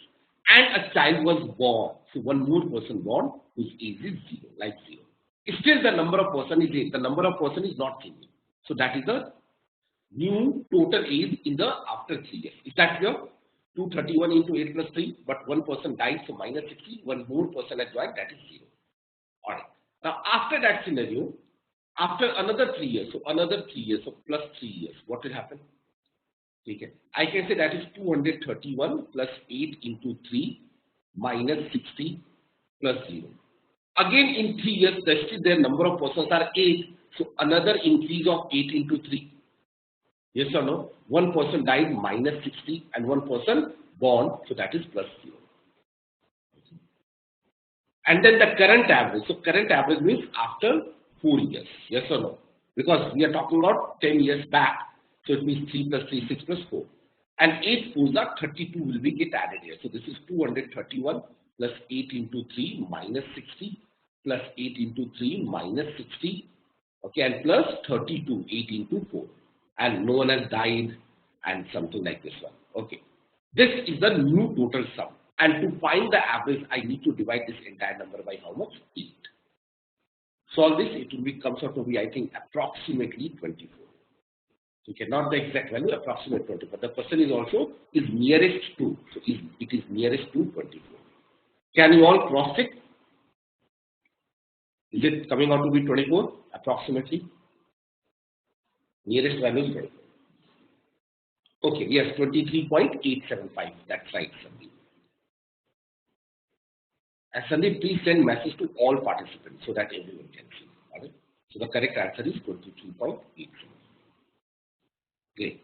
Now, so these were the 6 questions. So, and if you observe the trend over the years, difficulty level increase. Like question number 6, I will not say a very, very easy.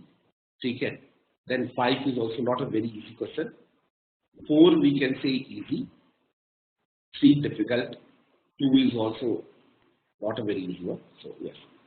The questions from the average, you can see basically it's a challenging one, almost all the questions. So anyway.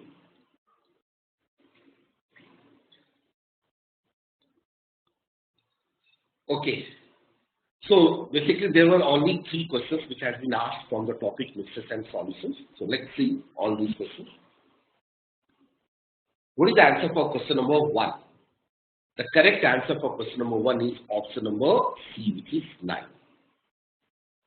Okay, just hear how. It says the following table represents the sweetness of different forms relative to sucrose, whose sweetness is to be taken as 1.0. So the sweetness of sucrose is 1.0. What is the minimum amount of sucrose to the nearest gram that must be added to 1 gram of saccharin to make a mixture that is 100 times? Okay. Sucrose is there. So I can write down sucrose. And okay, that's right. In sucrose, the sweetness is 1. That you can see. In sucrose, the sweetness is 1.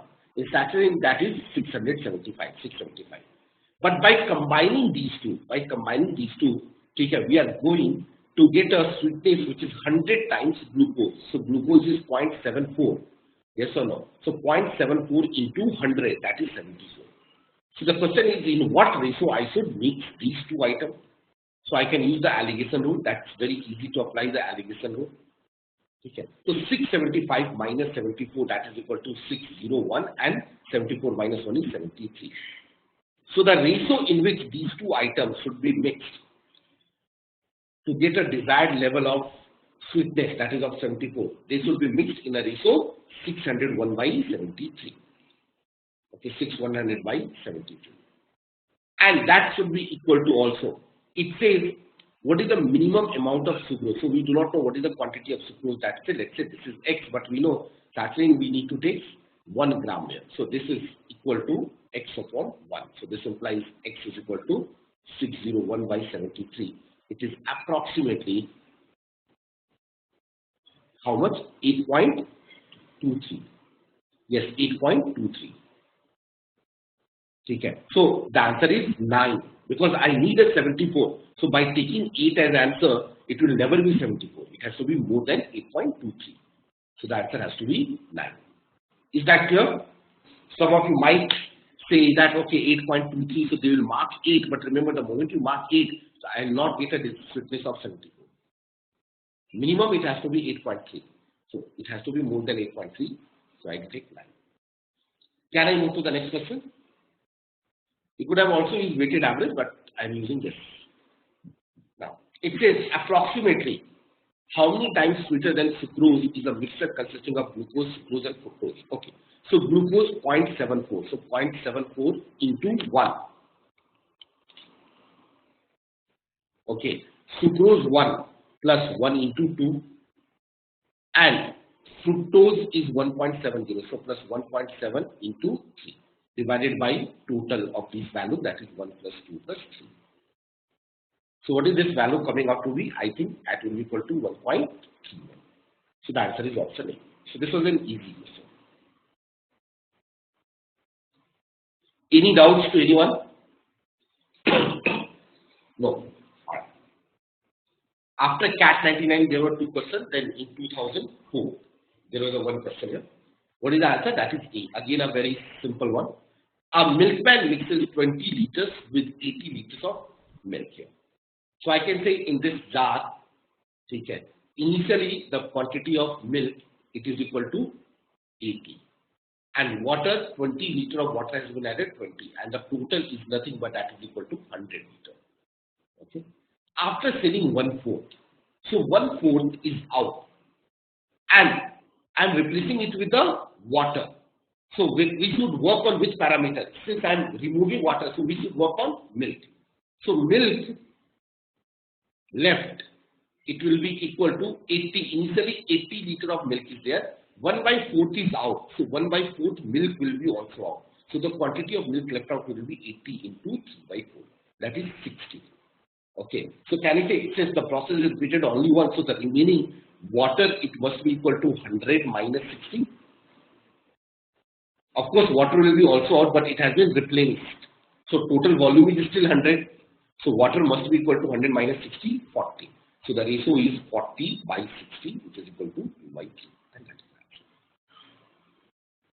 So any doubts to anyone? So these were the only 3 questions which was asked in CAT 2008, and after that it has become online. We have got only 1 official paper, that is in the year 2017. That we'll do separately, year 2017. Okay.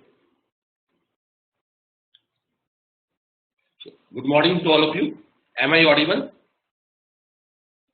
Alright, so let's start with a discussion of past year CAT questions from time and work. In all, there are 5 questions. We will be discussing one by one each of the questions. Question number 1. What is the answer for question number 1? Anyone who can tell me the answer for question number 1? Okay, easy one. I'll say not very difficult question. The correct answer for question number 1 is option number 4. Yes, that's right. The correct answer for this question is option number 4. So let me explain it quickly. It says A can complete a piece of work in 4 days and B takes double the time by A. So A can complete the work in 4 days. Alright, if I'm talking about days. B can complete the same work in double the time, so 8 days. C takes double of D, that is 16 days, and D takes double of C, which is equal to 32 days. What is the LCM of 4, 8, 16 and 32? That is 32. So let's say assume the total work is of nothing but that is equal to 32 units. We are using the unit approach. Okay, let us assume the total work is 32 units. So in 32 units is finished by A in 4 days. So A will do 8 units per day. B will do 4 units per day, 32 by 8, 4. C will complete 32 by 16, that is 2 units per day. And D will complete 1 unit per day. Now it says they are paired in a group of 2. One pair takes 2/3 the time needed by the second pair to complete the work, which is the first pair. And among the options, the pairs are already given here. Okay. So among the options, the pairs are already given. It says the first pair takes 2/3 of the time needed by the second pair.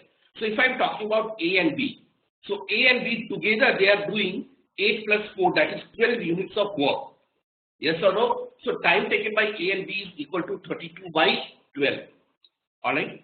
So A and B is taking 32 by 12 units of time. So 4 8s that is equal to 8 by 3 time.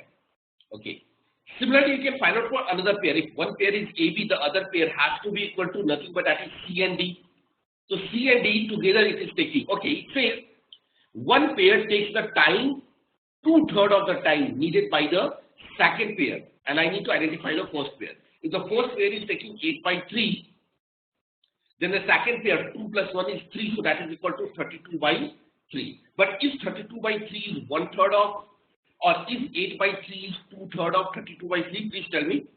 8 by 3 into 2 by 3, it will be equal to nothing but that is 16 by 9, which is not matching. So of course, first option is simply not possible. Is that clear to all of you? Similarly, if you work around with the options, then you can find out A and D. So A plus D, you can see A plus D is nothing but that is basically 8 plus 1, 9. Okay, 8 plus 1, 9 units. So time needed is 32 by 9. Okay, and then in that case, B plus C, they are taking 4 plus 2, 6. So that is equal to 32 by 6.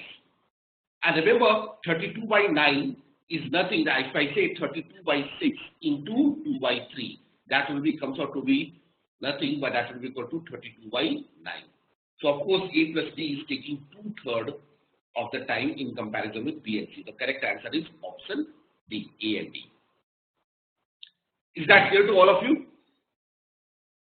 So this was easy. I'll say easy to medium, not a very difficult question. Alright, let's move to question number 2. What is the answer for question number 2? Anyone who can tell me the correct answer for question number 2? The correct answer for question number 2 is option C. That's right. That is option number C, 40 minutes. Let's see it here. It says there is a lot of work in preparing a birthday dinner. Even after the turkey is in the oven, there are still the potatoes and gravy and so on. 3 friends. So there are 3 friends. I can say Asit, Arnold, and Afzal. Work together to get all these goals done. The time taken by them to do work together is 6 hours less than Asit. So let's say together, if all the 3 persons are working together, then I can say, let us assume that they are taking X hours here. And it says the time it takes them to do work together is 6 hours less than Asit. So it means Asit will take X plus 6 hours. Yes or no? If together they are taking X hours, so Asit will take X plus 6 hours. 1 hour less than the Arnold. They are taking 1 hour less than the Arnold. So it means Arnold is taking nothing but x plus 1 hours. And half the time Afzal. Half the time of Afzal. So Afzal will complete the work in how many hours? That will be 2x hours. Is that clear? Because in comparison with Afzal, they are taking half of the time. So together they are taking x hours, so Afzal will take 2 hours. So which means I'll get the equation 1 upon x plus 6 plus 1 upon x plus 1 and plus 1 by 2x, which is equal to nothing but 1 by x. Is this equation clear to all of you? The time taken by Asif to complete the work is x plus 6 hours. So in 1 hour, he will complete 1 upon x plus 6 part of the work. Arnold 1 upon x plus 1 and Afzal 1 upon 2x. And the total, that will be equal to 1 by x. So I'm using reciprocal method here. That is easy. Now we just need to simplify this equation. So this will be equal to 1 upon x plus 6 plus 1 upon x plus 1. It is equal to 1 by 2x. Okay. This 1 by 2x, take it on the right hand side. So get the expression as 1 upon 2x here. So just simplify this. That will be equal to nothing but this will be x plus 1 into x plus 6 upon x plus 6 into x plus 1. Just a minute. Let me erase this one. If you solve this, it will be equal to nothing but x plus 1 plus x plus 6 divided by x plus 6 into x plus 1.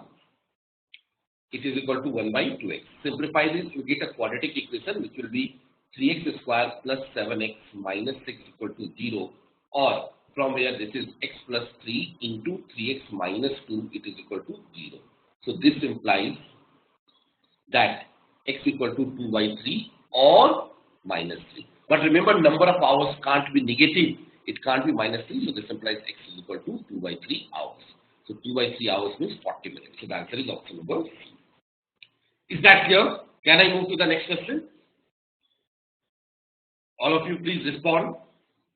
Asna, man, Puneet, Umashankar. Alright. Next question. What is the answer for this question? Anyone? The correct answer for this particular question is, I think that will be equal to option number 4, which is 8 p.m. Alright, let's say it quickly. So option 4, which is 8 p.m. It says it takes 6 technicians, a total of 10 hours. Okay. So total work, the total work is 6 technicians, they work for 10 hours. So can you say that is equal to 60 man-hour of work is there? Yes or no? 6 technicians, 10 hours, so 60 man-hours. Now it says they started at 6 technicians start at 11 a.m. and 1 technician per hour is added beginning at 5 p.m. Okay. So from 11 a.m. to 5 p.m. So 11 a.m. to 5 p.m. is how many hours? Please tell me. 11 a.m. to 5 p.m. How many hours are there? That is total of 6 hours. Yes or no? And there are 6 technicians. So 6 technicians, they have worked for 6 hours. So the total work they have completed is 36 man hours. Yes or no? So 5 to 6 p.m. Okay. Now there are 7 man and they work for only 1 hour. So 7 more work has been completed. Then 6 to 7 p.m. 8 man and 1 hour. So that is 8. Alright. And then I can say 7 to 8.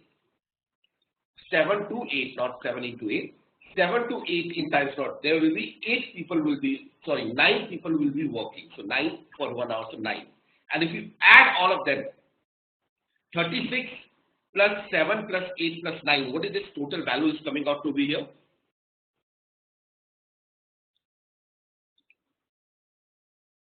(36 plus 7 plus 8 plus 9). That is, I think it will be comes out to be exactly 60. Yes or no? So it means the entire work has been completed by 8 o'clock. So I hope that this is clear to all of you. Any doubts to anyone? Okay. Let's move to the next question. Question number 4. Okay. What is the answer for question number 4? The correct answer for question number 4 is option number 2. Let's see. It says 3 small pipes and 1 large pipe are filling a tank. So there is 3 small pipe and there is a 1 large pipe. So 1 large pipe and 1 small and small. each of the three small pipes works at 2/3 the rate of the large pump. Okay, 2/3 of the large pump. So let's say large pump is filling 3 units. Okay, assume, let's say if it is they are filling 3 units or they are doing 3 units of work in an hour. So in the same amount of time, the small pump will do 2, 2 and 2. Yes or no? Now it says if all 4 pumps work at the same time. So if all of the 4 pumps are working together at the same time, they will be doing how many units? They will be doing 9 units of work. If all of them are there. Then they should fill the tank in what fraction of time that it would have taken the large pump. Okay, so large pump is actually filling 3 units in 1 hour, let's say. They are taking 3 units in 1 hour or any time slot here. So 3 units in 1 hour. So for 9 units together, they will take how much time? That is 3 by 9, which is 1/3. So the answer is option number B. Because it says if all 4 pumps work at the same time, then they should fill the tank in what fraction of time? Okay. So I can say for 3 units, the time taken is T. So for 9 units, if all of them are there, so that will be time taken will become 1/3, because their time is always inversely proportional to the rate of work. Is that clear to all of you? Can I move ahead? Please respond. Aslan, Sandeep, Tushar, Mayank. Okay. And let's go for the last question. Okay. What is the correct answer for this question? Anyone? For question number 5. The correct question is option number 3. That is D equal to 20. Let's see. It says a chemical plant has 4 tanks, A, B, C and D, each containing 1000 liters of a chemical. The chemical is pumped from one tank to another as follows: A to B, C to A, and so on. Alright, so let's say, first of all, we'll concentrate on A, pump A. Okay. So if you look at here, A to B, 20 liters per minute is out, so I can write on -20. Okay. C to A, 90 liters. So in A, you are getting 90 liters, so plus 90. And concentrate on A. From A to D, 10 liters is out, so minus 10. So basically, effectively in pump A, it is nothing but 90 minus 30, that is 60 units is coming. Yes or no? Every minute in pump A, we are getting 60 liters. Is that clear? Similarly, let's come to pump B. Okay. So in pump B, just here, from pump B to C, 100 liters is out. So I can say minus 100. Okay. But from A, pump B is receiving 20 liters. So you can say plus 20. And from pump D also, B is receiving 110. So plus 110. So if I add all of them, it is coming out to be 30 liters. So in pump B, effectively, the net amount of the chemical in pump B at the end of every minute is 30 liters, plus 30 liters. Now, let's come to pump C. C to A, you can see from C to A, 90 liters is out. So minus 90. Then from C to D, 50 liters is out. So that will be minus 50. So minus 90, minus 50. And from B to C, C is actually receiving at the receiving end. So plus 100. So that is equal to minus 40. And now, last pump is D. So you can say A to D, 10 liters. So D is receiving from A 10 liters every minute. From C A, D is receiving 50 liters every minute. And from D to B, there is a transfer of 110. So minus 110, that is minus 50. So now, first of all, tell me which tank is losing maximum amount. A is getting 60, B is getting 30, C is losing, C minus 40, so C is actually losing. D is also losing 50 units. So the answer can't be, and the question is which tank gets emptied first and how long does it take? So emptied first, so A and C, first option can't be answered.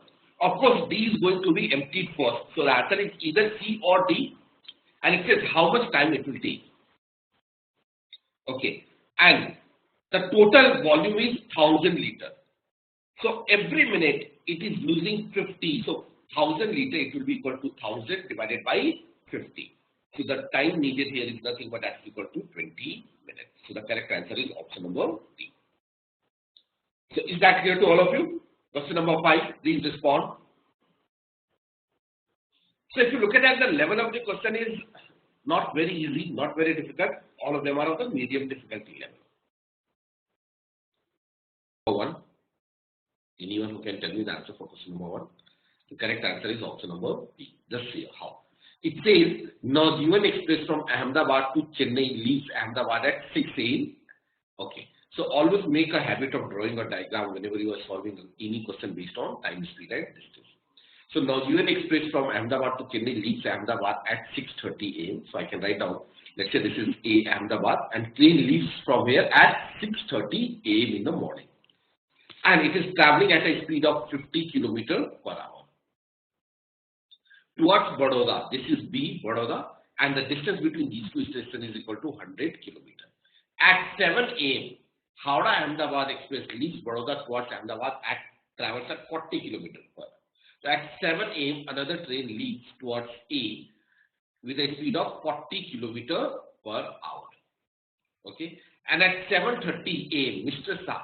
So Mr. Shah came to know about this incident at 7:30. So can I say by the time 7:30, both the trains will travel a certain distance? Yes or no? So this first train, since it is starting at 6:30, so by 7:30 in 1 hour, what is the distance traveled by the first train? Can I say in 1 hour the distance traveled by the first train will be equal to 50 km. Okay, so this train, it will travel a distance of 50 km in 1 hour. So at 7:30, this is the position of this train. Okay, it has already traveled 50. Now, the distance traveled by the second train from 7 to 7:30. So from 7 to 7:30, this train, it will travel a distance of how much? Can I say 20 km? Yes or no? It will travel a distance of 20 km. So this train will travel a distance of 20 km. So this is the position of both the train at 7:30. And the gap between these two trains right now is how much? The gap between these two is 30 km. Yes or no?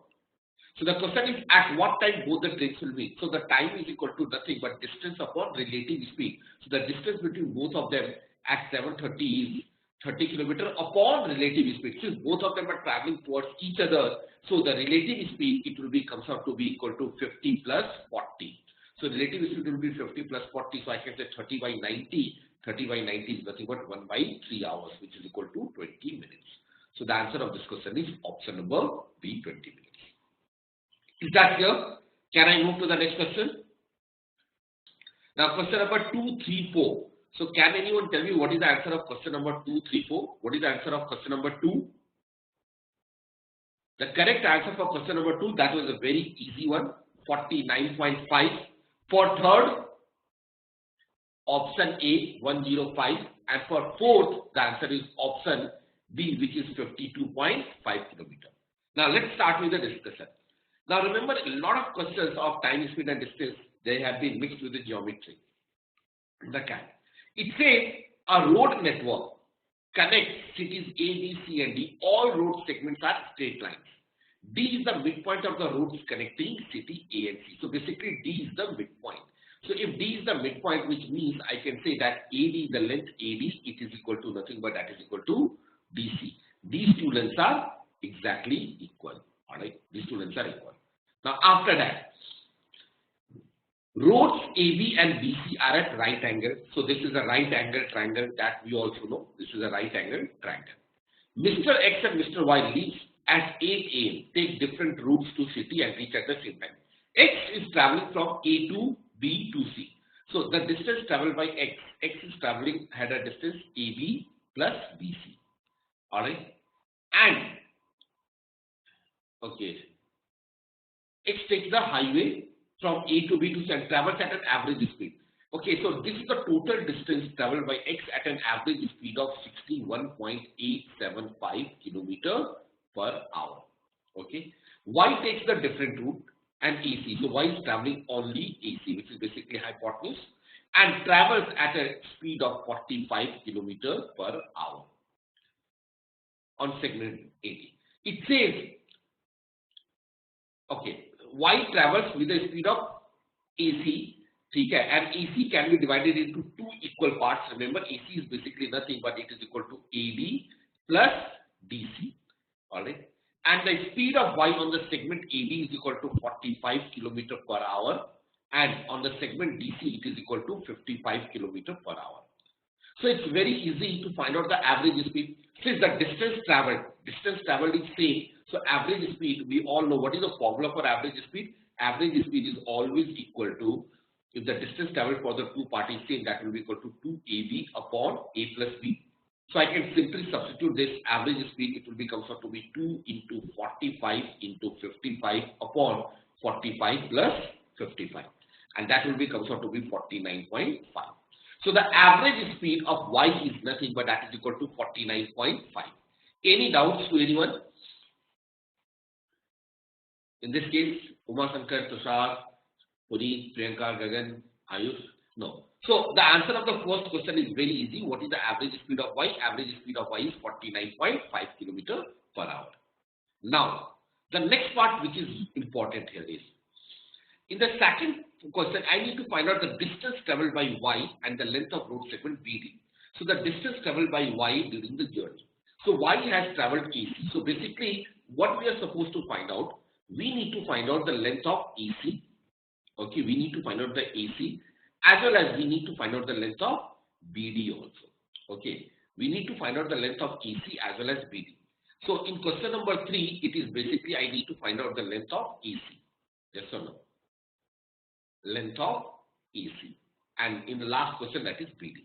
Now remember, this is a right angle triangle, and right angle triangle has a very useful property. Okay, if you know that property, this 2 question will not take even more than 5 seconds, believe me. Now, what is the property of a right angle triangle? Okay, we know that D is a midpoint. Okay, D is a midpoint. So AD is equal to DC. In a right angle triangle, always remember, if you join from this corner, vertex, take a look at the pointer of nothing, to this corner, take a D. If you join this length, where D is the midpoint, remember, D is the midpoint. So from the corner, okay, from the perpendicular corner, if you join to the midpoint, then this length, it is actually equal to nothing but same as AD. This length, I'm just going to highlight this one. So basically, BD is nothing but that is equal to AC by 2. Okay, that's very easy also to prove. What about angle in a semicircle? Can anyone tell me? Angle in a semicircle is how much?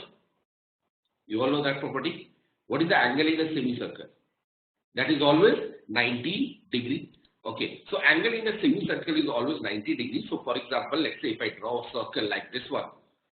Okay, let's say this is a circle. Okay, and I'm just going to redraw that particular figure. Let me see.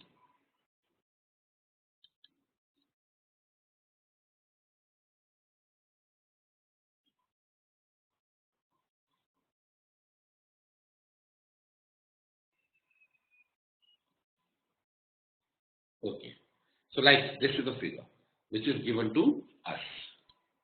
A, B, C, D. So this is A, this is B, this is C. And we know that the D is nothing but midpoint. So D is the midpoint. Alright, D is the midpoint.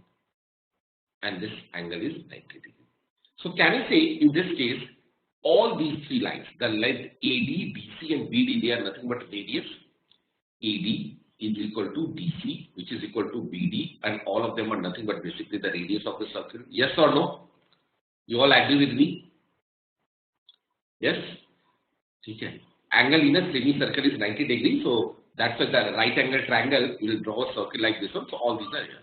So that is the reason that BD is nothing but it is equal to AC by 2. All these 3 are equal, so this implies that BD, it is nothing but that is basically equal to AC by 2. That's a very important property of a right angle triangle. So in the first question, they have asked about AC, question number 3. Yes or no? And in the fourth question, they have asked about BD. And here I need to find out AC. And BD is equal to AC by 2. Yes or no? So the correct answer of question number 4 is the half of the answer of question number 3. Okay? The correct answer of question number 4 is half of this is 3. So 105 and half of 105 is 52.5. 150, half of 150 is 75, which is not in the option. 130, half of 130 is 65, which is not in the option. So there is only one option. So remember, together you can solve both the questions.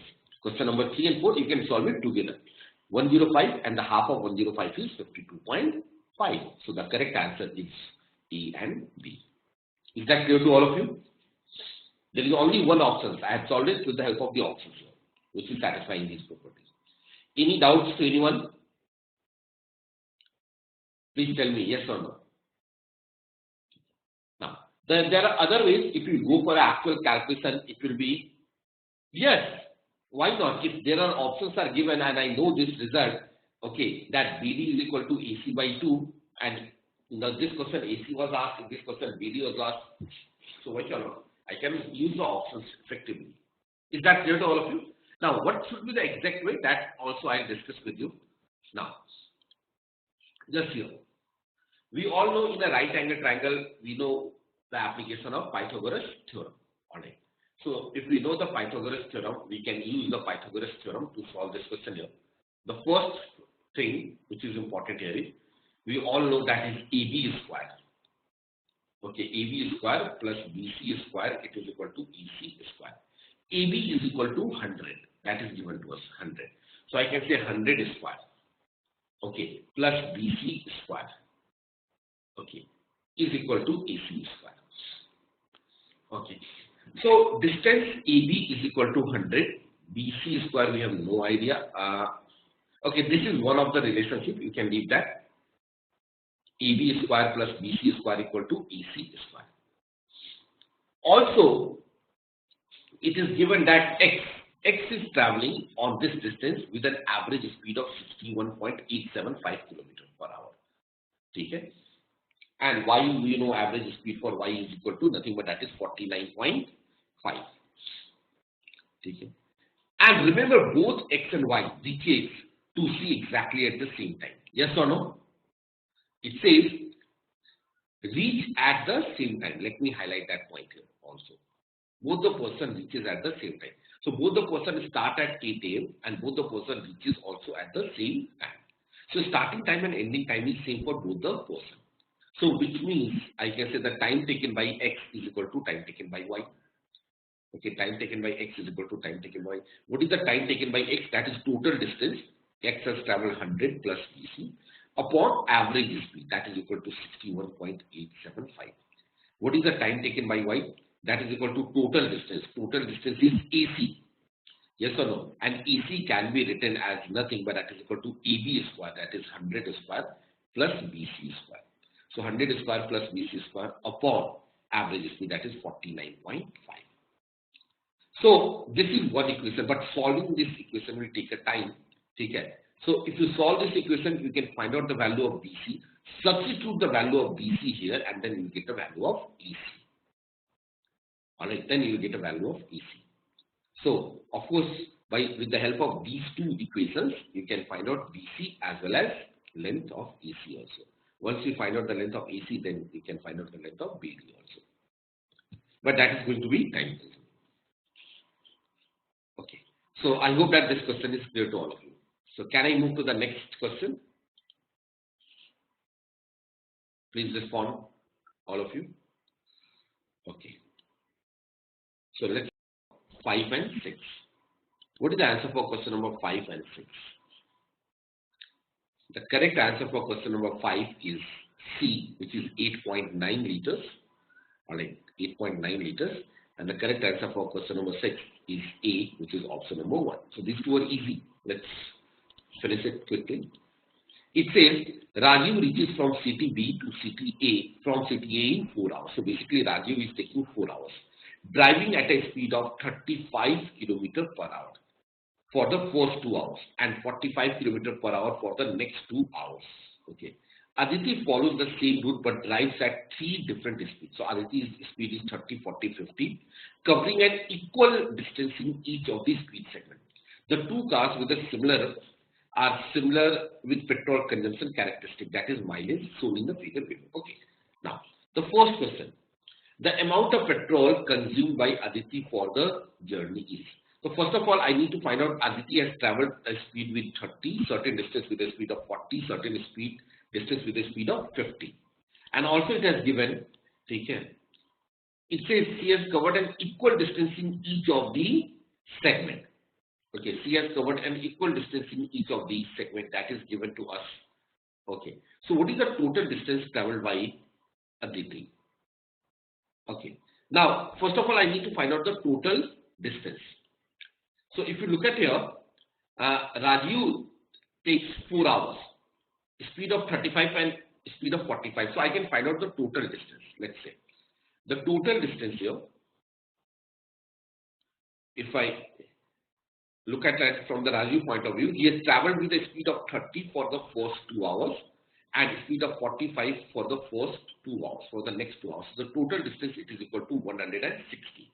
Okay, so the total distance from A to B, it is nothing but 160, which means Aditi has also traveled for 160 kilometers. So Aditi has traveled a total distance of 160 kilometers.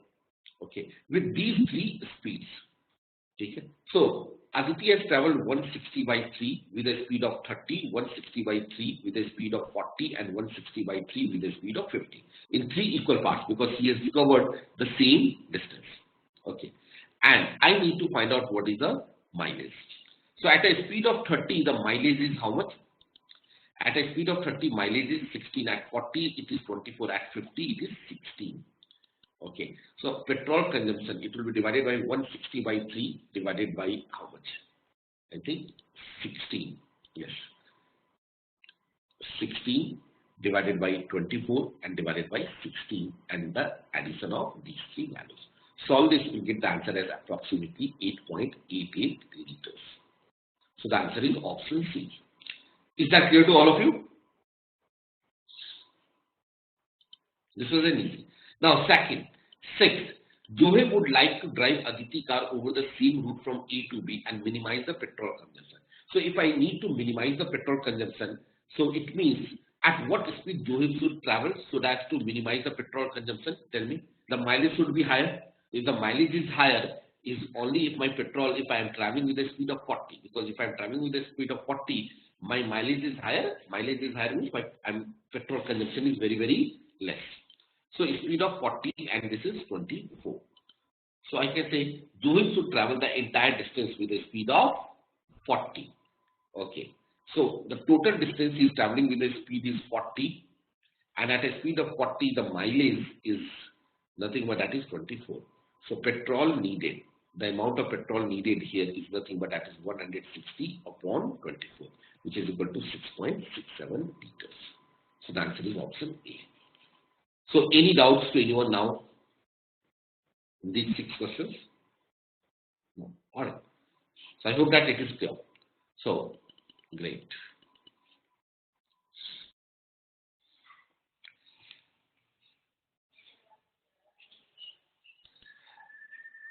All right. So let's start with the discussion of this particular set here. So the first question, which is in front of the screen, what is the correct answer of question number 1? Anyone who can tell me the correct answer for question number 1? Gagan, Priyanka, anyone who can tell me the answers? The correct answer for this question is option number D, which is equal to 8 by 3. Now let's see. Like I told you all earlier also in the classes, always make a habit of drawing a diagram whenever you are solving any times to distance. It says at his usual rowing rate, Rahul can travel 12 miles downstream in a certain river. Okay. In 6 hours less than it takes him to travel the same distance upstream. So what is given here in this case? The first is it says that the time upstream minus time downstream, or I can say that is basically the time downstream, the downstream time minus upstream time. In which case you will be getting more time upstream or downstream? Definitely in upstream you will be taking more time. So I can say time upstream minus time downstream, that is given to us as 6 hours. Okay. And the total distance traveled is 12. So I can say time is equal to distance upon speed. So 12 upon speed. What is the speed upstream? Speed upstream is equal to nothing but that I can say B plus R or B minus R. What is distance upstream? The upstream distance is it B plus R or B minus R? Am I audible? If yes, please respond. What is time upstream time? That is B minus R. So I can say that is equal to B minus R. And the time downstream, that is with the flow of a river, that is 12 upon B plus R. And this value, it is given to us as 6. Okay. Now, the another equation, but if you could double his usual rowing rate for 24 miles on time, if he is doubling his speed, okay, so I can say that is equal to 12 upon 2b minus r. Okay, 12 upon 2b minus r minus 12 upon 2b plus r. And the time taken is nothing but 1 hour less. So this is equal to 1 hour less. And I need to find out the speed of current, means I need to find out r.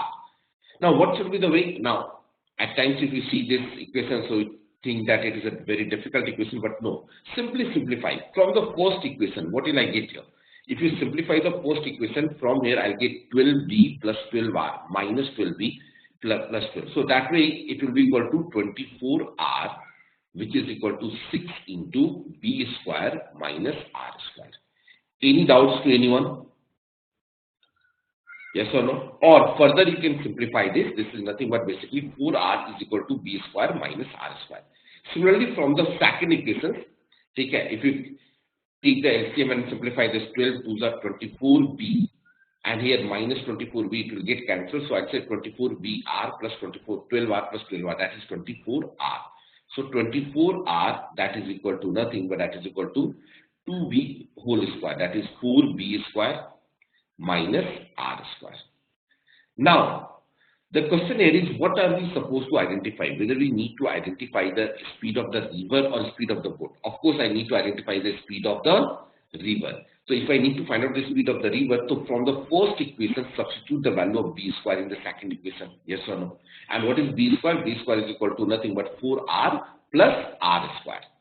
Alright. So from the first equation, substitute the values in the second equations, and then you can find out the answers here. Alright. Or the other way is nothing but yes. So simply simplify the first and the second equations and you'll get your answers, all of you. So can anyone tell me if we solve the first equations and the second equations? I'm just writing it down. Okay. So from here, this implies 24r, it is equal to, substitute the value of b square from the first to the second. So b square is equal to, I can say 4, b square is equal to 4r plus r square, alright, minus r square. So this will give me 24r, which is equal to 16r plus 4r square minus r square, that is plus 3r square. So from here you can see that is equal to 8r, which is equal to 3r square. So this implies 8, it is equal to 3r, so this implies r is equal to 8 by 3. So speed of river is nothing but that is 8 by 3, and that is the answer. So any doubts to anyone now? Sandeep, Uma Shankar, Gagan, Priyanka, Puneet, anyone? No. So can we move to the next question if this is clear to all of you? So in the beginning it seems that okay, there is going to be a very lengthy calculation, but no, there is no calculations at all. Most of the terms will get cancelled easily. Okay, let's move to question number 2 then.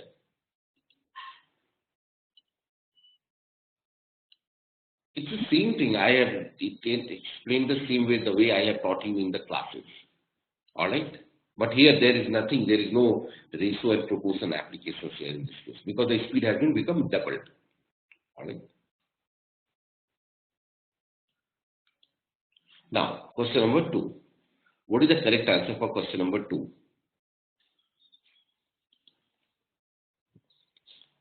The correct answer for question number 2 is option number B, which is equal to 50. Alright, let's see it here. How? It says Shyama and Vyom walk up an escalator, moving escalator. The escalator moves at a constant. Shyama takes 3 steps for every 2 of Vyom steps. Okay, now that is important. Okay? 3 steps of Shyama. I can say 3 steps of Shyama. Take care. Shyama takes 3 steps for every 2 of Vyom steps in the same time duration. So this will be the wrong. Take care. So in the same time, so what is the ratio of speed of Shyama to the speed of Vyom? Shyama takes 3 steps for every 2 of Vyom steps. So that is equal to 3 by 2. You all agree with me? So speed of Shyama to Vyom is equal to 3 by 2. So I can say, let's say the speed of Shyama is equal to 3x and the speed of Vyom is equal to 2x. Now it says Shyama gets to the top of the escalator after having taken 25 steps. Okay. So I can say the total number of steps in the staircase is n. It is equal to Syama is taking 25 steps plus what is the time taken by Syama to take 25 steps? That is 25 by 3x. Yes or no? And in the same time, Skeletor will also travel certain distance. Syama has taken 25 steps. Certain distance will be covered by Skeletor on behalf of Syama. Okay. So 25 steps. To cover 25 steps, the Syama is taking how much time? 25 power 3x. And in the same time, Skeletor, if a Skeletor is moving with a speed of e steps per second, so into e, it is equal to Vyom is taking 20 steps, and the time taken by Vyom to take 20 steps is nothing but that is 20 by 2x. And this much amount of time Skeletor can travel how much steps? Multiplied by e. And number of steps in both the cases will be same. So just simplify and you can find out what is the value of e by x. So if I simplify this, 25 minus 20 is equal to 5, and then I can say that is 20 by 2, that is 10. Okay, 5 is equal to 20 by 2 minus 25 by 3 into e by x. So from here you will get the value of e by x. Can anyone tell me what is the value of e by x? 23 is 60, 50. Okay, that is 5 into 6 upon 23 is 60 minus 50, that is 10. So e by x, I think it is coming out to be how much? That is 3. Okay, so substitute it back, I'll get n is equal to, in any of the equation, in the first equation, 25 plus 25 by 3 into e by x is 3, so the total number of steps in the staircase is 50, and that is the answer. So any doubts to anyone? So this was also an easy questions, as we have done a lot of questions, similar questions in the class. Any doubts to anyone, please tell me now. Question number 2. No. Alright, let's move to question number 3. It says, okay, the correct answer for question number 3 is option A, which is equal to 112. Alright, 112. Now this here. It says a train X departs from station A at 11 a.m. for station B. Okay, so the initial gap, there is a train A and train B. Station A and station B. Alright. The gap between these two stations is nothing but that is 180. So this is A, this is B, and the distance between these two is 180 kilometers. So one train X starts from station A. So train X starts from station A at 11 a.m. Alright. Okay. Train X travels at an average speed of 70 kilometers per hour, and it does not stop anywhere until it arrives at train Y. Travels at an average speed of 50 kilometers per hour. Okay, so train Y also is traveling at a speed of 50 kilometers per hour. But this train is stopped for 15 minutes. So this train stopped for 15 minutes at station C, which is 60 kilometers away from station B en route to station A. Alright. Ignoring the length of the train, what is the distance to the nearest kilometer from station A to the point where the trains cross each other? Okay. Now there are a lot of ways.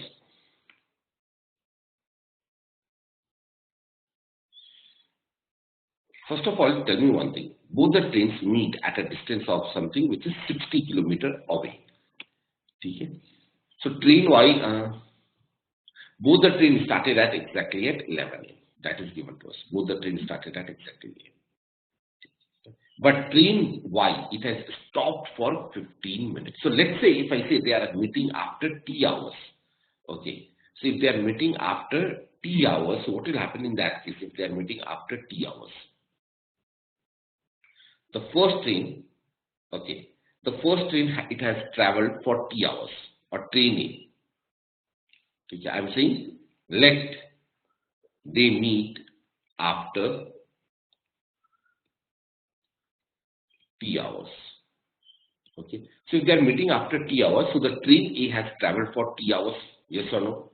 So total distance traveled by train A, that is equal to 70 T plus the another train, it has traveled for T minus 15 hours, yes or no? T minus 15. You all agree with me? The second train has traveled for t minus 15 with a speed of 50. So that is 50 into t minus 1 by 4. And together they have traveled a distance 180. Because if they are meeting somewhere between A and B, so the combined distance traveled by A and B has to be equal to 180 km.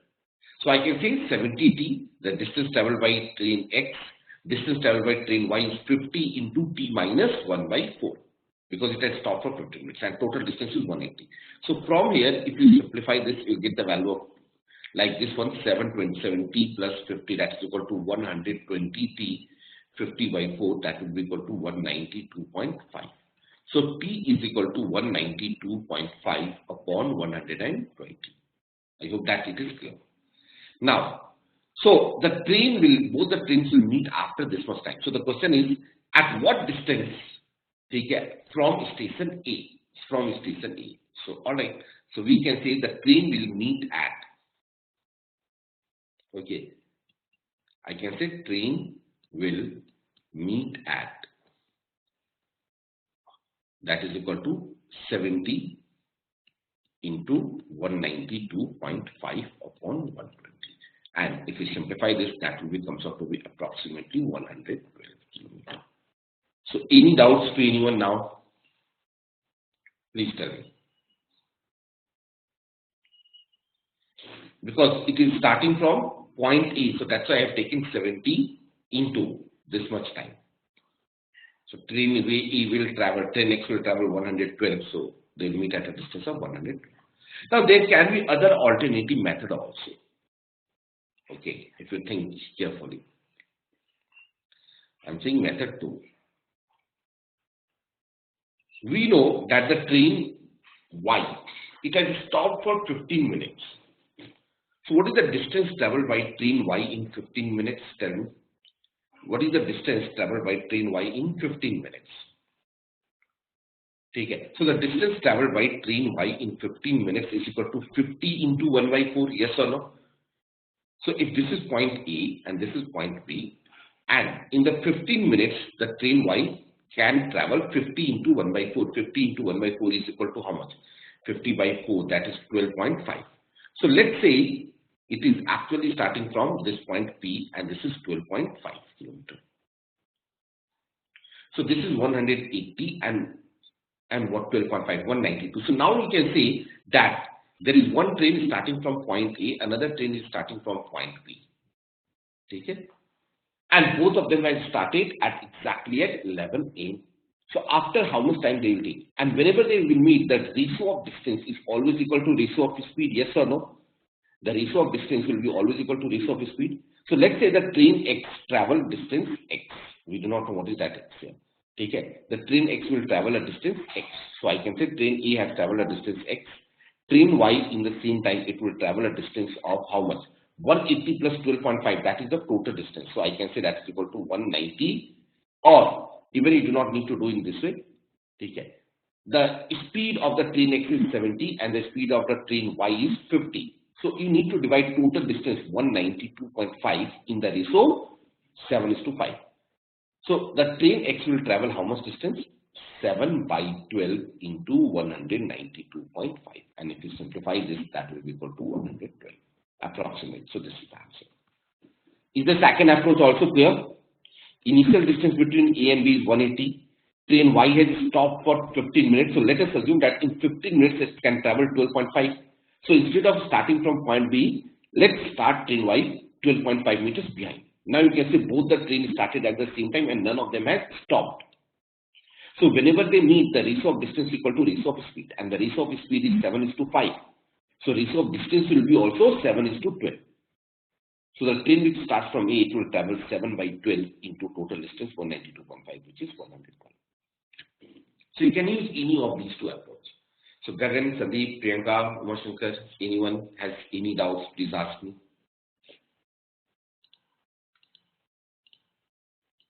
No. Alright. Let's move to question number 4. A very, very important question. It has been asked in CAT on different questions. 3 runners, A, B, and C, run a race. Okay, yes, that's right. The correct answer for this question is option number B, which is 48. It says 3 runners A, B and C run a race with runner A finishing 12 meters ahead of runner B. So let's say this is the length of the race course. It says 3 runners A, B and C run a race with runner A finishing 12 meters ahead of runner B. So when runner A is here and runner B is here, so the gap between A and B is nothing but it is basically 12 meters. Okay, A is 12, B A finishing 12 meters ahead and 18 meters ahead of runner C. So let's say C is here and the gap between B and C is 6. 12 plus 6 is 18. Alright, 12 plus 6 is 18. Okay.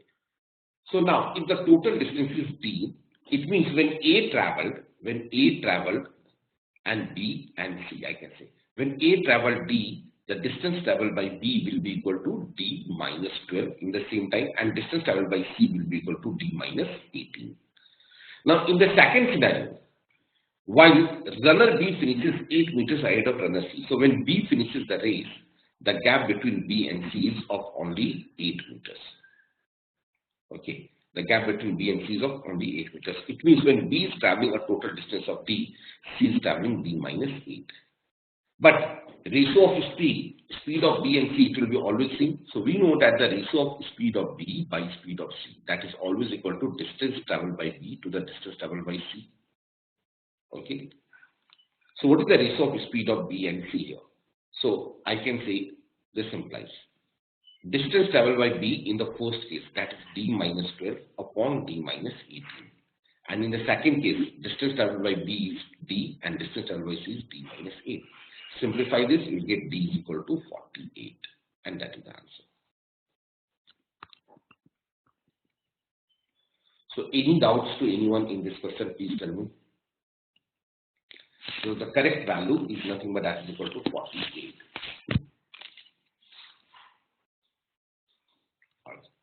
Now, another thing, another alternative way, method 2.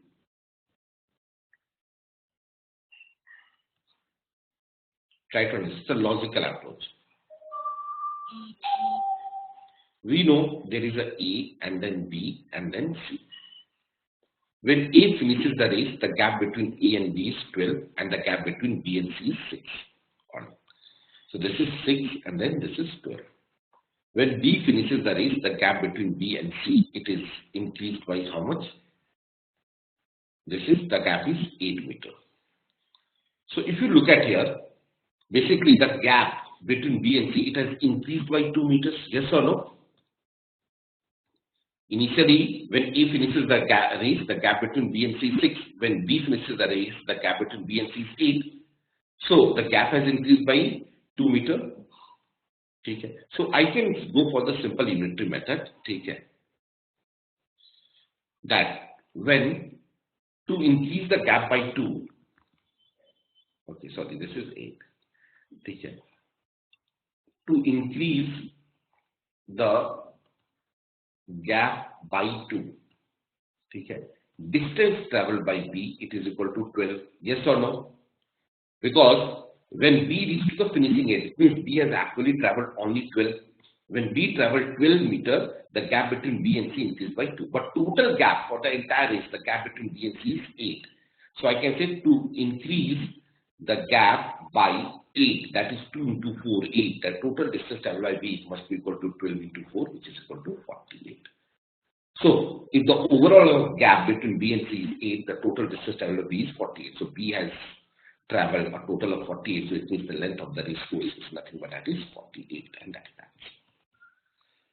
Is that clear to all of you? The second method also, please tell me yes or no. Sure. Can I move to the next part then? Gagan, Puneet, Sandeep, Priyanka, Uma Shankar. Alright. Now, next question, number 5 and 6. So 5 and 6, the similar question has appeared in CAT 99 also. So that was easy. It says the petrol consumption rate of a new model car, Palto, depends on its speed and may be described by the. If the speed, then what is the fuel consumption? Okay, per hour. Okay, it is in terms of nothing but liter per hour. Okay. Now, the first question. What is the answer of the first question? There are two questions here. Question number 5. I'm just marking the answers first of all, then we'll discuss. The first, that is option B, 13.33 liters. And for the second one, the answer is option B. Here, let's discuss. It says Mansa makes a total of 200 kilometer trip from Mumbai to Pune at a speed is 60. So at a speed of 60, so if the speed is 60, okay, we can find out what is the fuel consumption. Okay? The fuel consumption, you can see at a speed of 60, it is nothing but 4 liters per hour. Yes or no? 4 liters per hour. Okay. So at a speed of 60, the fuel consumption is equal to 4 liters per hour. Okay. So what is the time taken? Time taken by Mansa is equal to total distance is 200 upon the speed, that is 60. Okay, and for every hour it will be consuming 4, so multiply it by 4. So I can say 200 upon 60 into 4, that will be, comes out to be 800 by 60 or 200 by 15. So 200 by 15 or 100 by 2 into 5, sorry, 40 by 3. If you solve this, that will be 13.33 liters. So is that clear? Any doubts to anyone?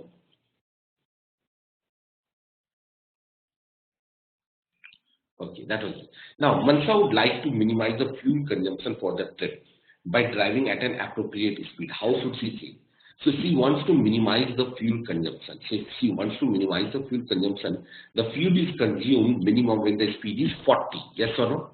So right now the speed is 60 and she wants to minimize the fuel consumption. Okay, so it means she should increase the speed or decrease the speed. She should decrease the speed because fuel consumption is less when my speed is low. Okay. So the answer for this question is that how should she change the speed? That is by increasing. Any doubts to anyone now? Please tell me.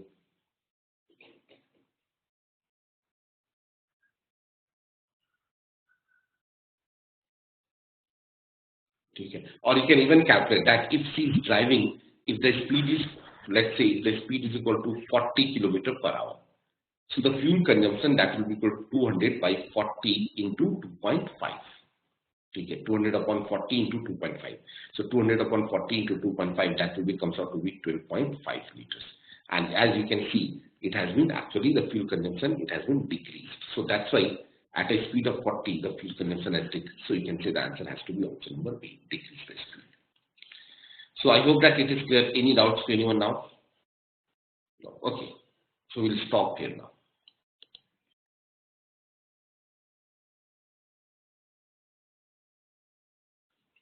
Okay, so let's start with the discussion of this exercise, the third exercise in this series. What is the answer of the first question? Anyone who can tell me the answer of the first question? The correct answer of this question is option number D, which is equal to 1:6. Now just check how. It says only a single railway track exists between A and B on a railway line. So there is only a single railway track, okay, which exists between A and B. 1 hour, okay, like I told you earlier also, we always make a habit of drawing a diagram. So there is one railway track between two stations, that is, I can say A and B. So this is A, this is B. 1 hour after the northbound superfast train N leaves station A for B, a southbound passenger train S reaches station A from station B. Now what does it mean? Can I say the time taken by superfast train N plus the time taken by passenger train S, that is equal to nothing but that is 1 hour? Yes or no? You all agree with me? Because it says 1 hour after the superfast train leaves, and after 1 hour, the another train reaches to station A. So it means the total time taken by these two stations is nothing. Sorry, these two trains is equal to 1 hour. Any doubts to anyone? Priyanka, Sandeep, Tushar, Umashankar, Gagan? No. Now it also says the speed of superfast train, that is speed of N. is twice that of the normal expressed in E. So speed of super fast train upon speed of the express train, that is equal to nothing but that is given as 2:1. While the speed of passenger train S, okay, is half that of E. And we also know that the speed of E upon speed of passenger train. And the speed of the passenger train is nothing but that is the half of this one. So that is also given as 2:1. Is that clear to all of you? The speed of the passenger train is half that of E. Okay, so if I assume speed of express train is 2 and the speed of passenger train is 1. Now, if you combine these two equations, or if you multiply these two equations, I'll get that speed of N upon speed of P, it is equal to nothing but that is 4/1. Is that point clear to all of you? Multiply these two. So the moment I multiply these two, SC will get cancelled and Sn upon Sp, that will be equal to 2 into 2, 4/1. So the ratio of the speed of super fast train to the passenger train is 4:1. Okay. Now, we know the time taken by these two trains, combined time taken by these two trains is equal to 1 hour. And we also know that the ratio of the speed is equal to 4:1. Now, can I say both the trains are actually covering the same distance? One train has traveled from A to B and the another train has traveled from B to A. So the distance traveled by both the trains are same. And if the distance is same, ratio of speed and time, they are inversely proportional to each other. Yes or no? If the distance is constant, then the speed and time are inversely proportional to each other. You all agree with me? So from here I can say what is the ratio of time taken by train N to the time taken by train P. That will be equal to, I'll say reverse it, that is 1/4. Okay, 1/4. So the time taken by super fast train to the time taken by the passenger train, this should be in the ratio 1:4. So here right now the total time is 1:4. So on the basis of this one, I can say what is Tn? What is the time taken by super fast train? Divide 60 minutes in the ratio 1:4. So that will be equal to 1/5 into 60, which will be equal to 12 minutes. Okay. And the time taken by the passenger train, it is equal to 4/5, or I can say that is 60 minus 12, which is equal to 48 minutes. So any doubts to anyone till this step, please tell me. So in a normal circumstances, one train is taking 12 minutes to travel AB and the other train is taking 48 minutes to travel from B to A. Now, let's see the story. Now further it says, on a particular day, N leaves for station B from station A 20 minutes behind the normal schedule. Okay. So the train is actually nothing but it is late by 20 minutes. Okay. And in order to maintain the schedule, both N and S has increased their speed. Both the train N and S increased their speed.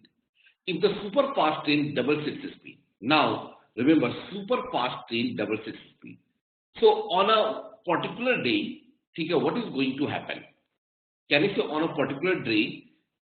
So on a particular day, okay, the time taken by these two trains, it has to be equal to 40 minutes. Yes or no? Because in order to maintain the schedule, because the question is saying, what should be the ratio of the speed of passenger train to that of the super fast train, so that the passenger train S reaches exactly at the scheduled time at a station A on that time. Okay. So even if the train is late by 20 minutes, train is late by 20 minutes, the other train reaches exactly on the time. So it means the combined time taken by these two trains on the particular day, it is 40 minutes. Okay. And the super fast train, in order to maintain the schedule, both N and S increase their speed and super fast train doubles its speed. So in a normal circumstances, the super fast train 12 minutes. So now the super fast train, it will take how many minutes? Please tell me. So now super fast train will take how many minutes? That is 6 minutes. Yes or no? So it means in order to maintain the schedule, the time taken by passenger train is how much? That is equal to 34 minutes. Is that clear to all of you? Please tell me, Sandeep, Puneet, and everyone. Gagan. Okay. Now the question is, what should be the ratio of the speed of passenger train to speed of super fast train, so that the passenger train here. So now I need to find the ratio of the speed of passenger train, the new speed. Okay. So I can say the speed of passenger train to the speed of super fast train. Passenger train is nothing but it is represented by what variable? S. S. Okay. So anyway, I have written then P, so I can say speed of passenger train, that is SS, upon speed of super fast train, that is N. That is always equal to inverse in the ratio, the time taken by super fast train upon the time taken by the passenger train. And here the time taken by super fast train is 6 and the passenger train is nothing but that is 34. So that will be 1 upon 5.8. So 1 upon 5.8. So the nearest option choice is nothing but option number D, which is 1:6. Is that clear to all of you? Please tell me. Okay, I can change this variable SP instead of SP. You can write down SS because passenger train is represented by SS. All right. Okay. Speed of passenger train. Speed of passenger train is by which name? Passenger train S, and I can say S. Tn by Ts. Gagan, if I say after 1 hour, okay, from now after 1 hour, someone reached to your home. So what is the time taken by that person to reach to your home? Please tell me. What is the time taken by that person to reach your home? 1 hour. That's it. So this is what it has been given. 1 hour after the one train leaves, another train reaches to that station. So the total time taken by these two trains is nothing but that is 1 hour. Is that clear now to everyone? Please tell me.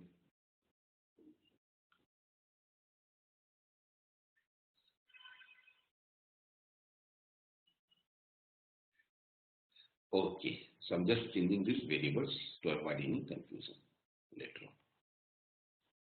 This is TS. Okay, let's move to question number 2. What is the answer of the question number 2? Anyone?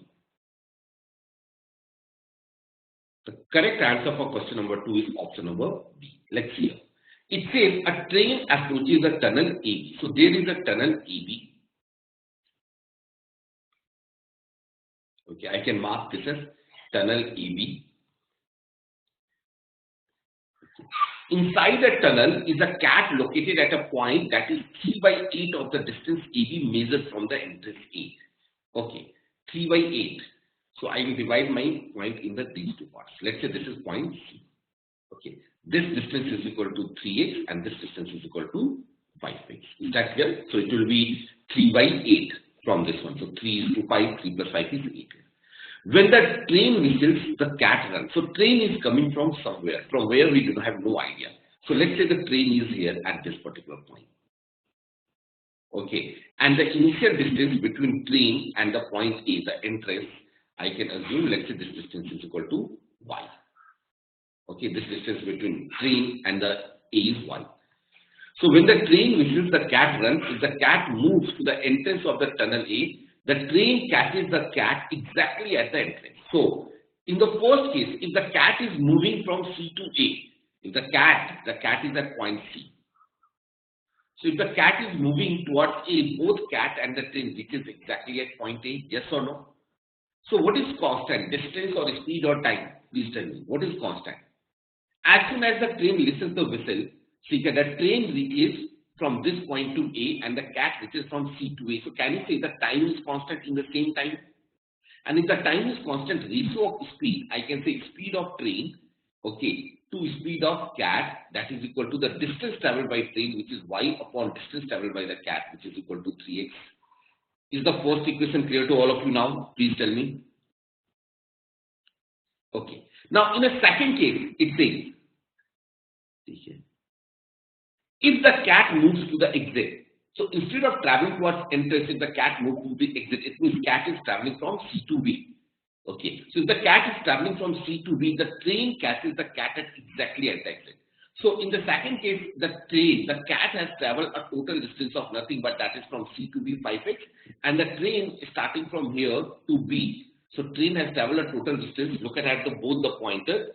The train has traveled from train to B a total distance of y plus 8x in the same time. So that ratio speed of train to speed of cat in the second scenario is the distance traveled by the train is equal to y plus 8x and divided by cat, which is equal to nothing but that is basically 5x. Is that clear to all of you? Please tell me yes or no. Now you can simplify these two equations and you can find out the relationship between y and x.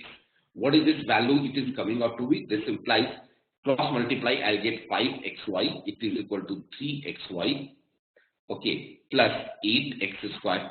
In any case, you can see 8x is common, so it will be equal to 5y, which is equal to nothing but that is 3. I am cancelling x as here. So 5y is equal to 3y plus 8x. So this implies y, 5 minus 3, 2y equal to 8x. So y is equal to nothing but that is 4x. Once I get y equal to 4x, substitute in any of the values here. Okay. Okay, I think whether we have got something wrong. 8 3s are 24. Yes, that's right. 8 3s are 24. So 8 into 3, 3xy plus 24x square. So 24x. So 24x, that will be equal to y is equal to 12x. Is that clear now? 12x. So this implies that the speed of train to speed of cat, that is equal to y by 3x, which is equal to 12x upon 3x, which is equal to 4:1, and that is the answer. Any doubts to anyone? Please tell me now. Okay. The other alternative approach in this case is, let's discuss it here, the oral approach, method 2. Now, if you look at here, what is happening in this case here? There is a train, point A and B, and then there is a cat, which is C. So this is 3x, this is 5x. Okay. And then there is a train.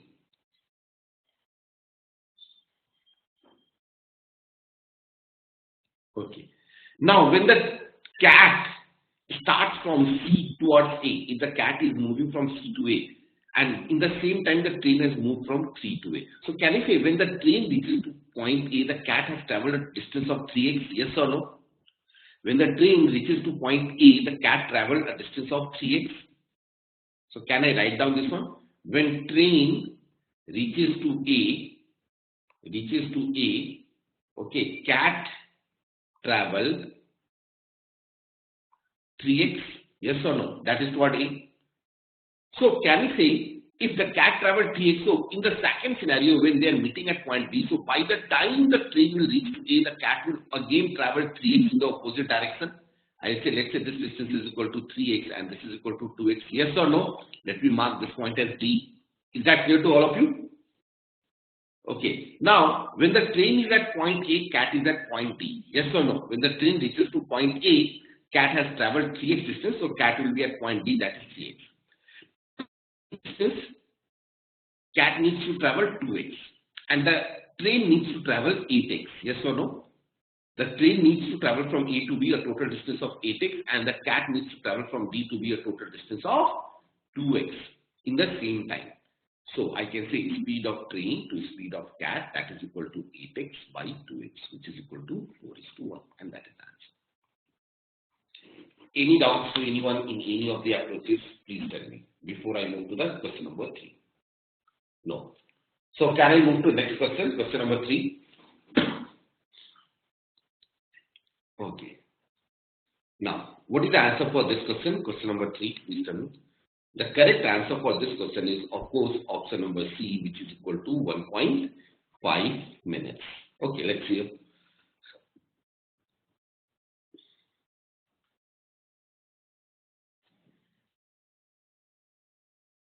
Okay. It says on a 20-kilometer tunnel connecting two cities A and B, there are 3 gutters. Okay.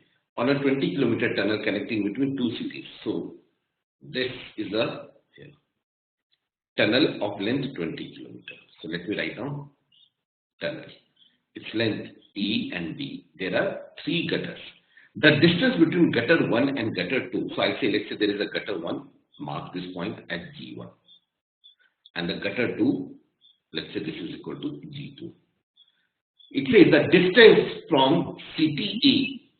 Okay, the distance between gutter 1 and gutter 2 is half the distance between gutter 2 and gutter 3. Let's say there is a somewhere we lies a gutter 3.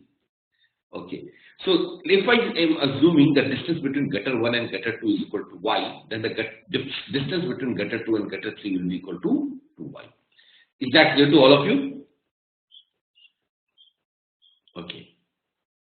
Now, the distance from the CTA to its nearest gutter 1 is equal to the distance of CTB from the gutter 3. Okay. So let's say from A to gutter 1 the distance is x. So from B to gutter 3 the distance is also x. Is that clear to all of you? Please tell me yes or no. Okay. Now after that it says, on a particular day the hospital in CTA receives information that an accident has happened at the third gutter. So the point of accident is nothing but the third gutter. So this is where the accident happened at G3. The victim can be saved only if an operation started within 40 minutes. An ambulance from CTA. So from CTA an ambulance will start. Okay. An ambulance started from CTA at a speed of 30 km/h. Okay. And cross the first gutter after 5 minutes. Okay. So the time taken to travel a distance x is equal to nothing but that is equal to 5 minutes. Is that clear to all of you? The time taken to travel from A to G1 is 5 minutes. Okay. If the driver had doubled the speed after that from at this particular point the speed is become nothing but that is equal to 60 km/h. Okay. What is the maximum amount of the time the doctor would get to attend the patient at the hospital?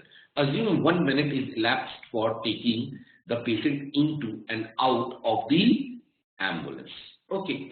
Now tell me one thing. What is distance x? The distance x is traveled in 5 minutes. So can you say x, the distance x, it is always equal to speed into time. So speed is 30 km/h. So 30 km/h. So can you convert into terms of minutes or 30 km/h? So in terms of minutes, it will be comes out to be how much? Tell me. Okay, your 1/12. Okay, or 5 minutes. So 5 minutes I can say that is equal to 1/12. 5 minutes is equal to 1/12. So I am getting 30/12 which is equal to 2.5. So x is equal to 2.5. So I can write down x is equal to 2.5. Okay. So here also 2.5. Okay. So x A to G1 is 2.5. G3 to B is also 2.5. So what is the total distance from G1 to G3? 3y. So can you say from here we will be getting that 3y it is equal to how much? That is 15 and y is equal to 5. Any doubts to anyone? And the total distance is now 20. Is that clear to all of you?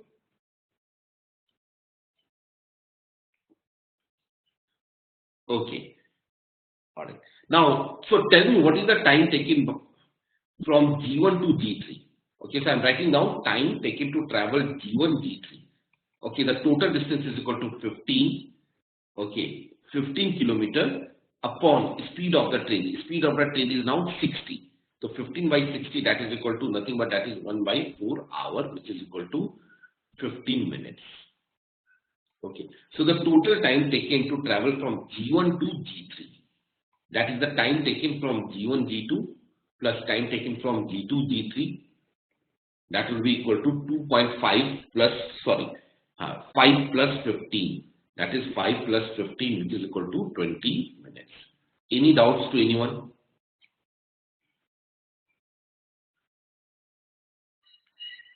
Okay. And while coming back, what is the time taken? While coming back, the time taken it will be equal to total distance is equal to 10 plus 5, 15 plus 2.5, that is 17.5 with a speed of 60. 17.5 kilometer. So for 17.5 kilometer with a speed of 60, so that can I say that will take 17.5 minutes? Yes or no? Because the speed is 60 km/h, which is same as I can say that is equal to 1 km per minute. So while coming back, it needs to travel 17.5 kilometers. So to travel 17.5 kilometers, the time taken by them will be 17.5 minutes. Is that clear to all of you? Please respond. Okay, so 17.5 minutes. So the total time which he has taken till now, it is equal to 20 plus 17.5. And it will take 1 minute to take out the pass there. So plus 1 more. So that is 20 plus 17.5 plus 1, that is equal to 38.5 minutes. So how much time he has to save the patient? That is definitely the answer is 1.5 minutes. 40 minus 38.5, which is 1.5 minutes. So is that clear to all of you now? Any doubt? So can we move to the next question if this is clear?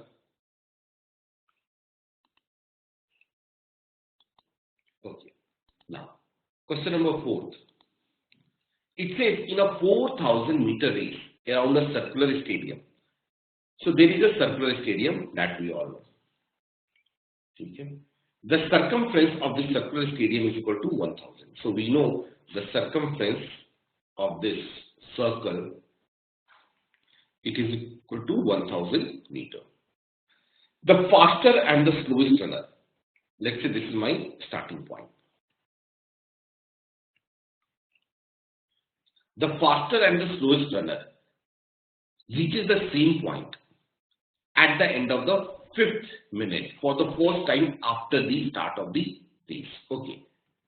So it is given to us here that the fastest runner and the slowest runner reaches the same point at the end of the 5 minutes. So after 5 minutes, both of them are meeting. For the first time after the start of the race, all the runners have the same starting point and each runner maintains a uniform speed for the race. If the fastest runner, it says, if the fastest runner runs at twice the speed of the slowest runner, what is the time taken by them? Okay, so tell me one thing, it's a speed of fastest runner to the speed of slower runner, it is in the ratio 2:1. And both of them are traveling in the same direction. So what is the number of distinct points at which they will meet? Can anyone tell me? What is the number of distinct points on the circle at which they will meet? Distinct meet points. That is 1. 2 minus 1. You all agree with me? Number of distinct points at which both the person will meet is 2 minus 1. That is 1. It means they will always meet. It implies that they will always meet at a start point. Yes or no? One point which that point is nothing but they will always meet at starting point only. Is that clear to all of you? Please respond. One meeting point means only starting point. And they, for the first time they are meeting after 5th minute. Okay, after 5th minute. Okay. So at the starting point they are meeting after 5 minutes here. Taking a gap of 5 minutes. Okay. Now, speed of faster runner to speed of slower runner is 2:1. So, can you say the number of rounds covered by the faster runner to the number of rounds covered by the slower runner, that is also going to be equal to 2:1? Yes or no? You all agree with me? Okay. And what is the total number of rounds that needs to cover by the fastest runner? Race is of 4,000 meter. That is 4 rounds. So, can you say this is also equal to 4/2? Okay. So, and when I say first meet, when they meet for the first time, fastest runner and the slower runner. The fastest runner will travel 2 and slower runner will travel 1 and the time taken is 5 minutes. So, when they meet for the second time, the fastest runner will travel 4 and the slower runner will travel 2 and the time taken will be 10 minutes. And fastest runner has already completed 4 rounds, so it means 4 rounds means the race has completed, so the time taken will be nothing, but that is option number C, which is 10 minutes. So a very, very easy one. Any doubts to anyone in this question, please tell me now. No. Can I move to the next question? Question number 5. Okay. In fact, this is the only question from the circular motion which has been ever asked in the CAT. From CAT 19, from the CAT this one. Of course, distinct points, if you have attended the lecture of time, speed, and distance, I already told you. that the number of distinct meeting point is always the difference of these two, that is 2 and 1. Clear now? Now, question number 6. Now, this question needed a little bit of geometry also. Okay? Little bit of idea of the geometry also. Now, it says two straight roads R1 and R2 diverges. Okay? So, it says two straight roads R1 and R2 diverges from a point A at an angle of 120 degrees. Okay. So I can say there is a point A. You can mark that point A on a road. Let's say this is my point A. This terminus. This is point A. Okay. And these two roads are divergent at an angle of 120 degrees. Okay. So one of them is traveling like this, and the other one is traveling like this.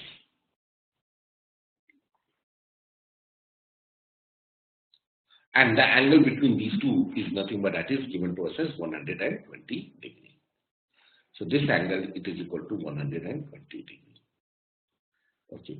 Ram starts walking from point A along R1 at a uniform speed of 3. Okay, so Ram is starting along the route R1. So Ram is traveling here in this direction.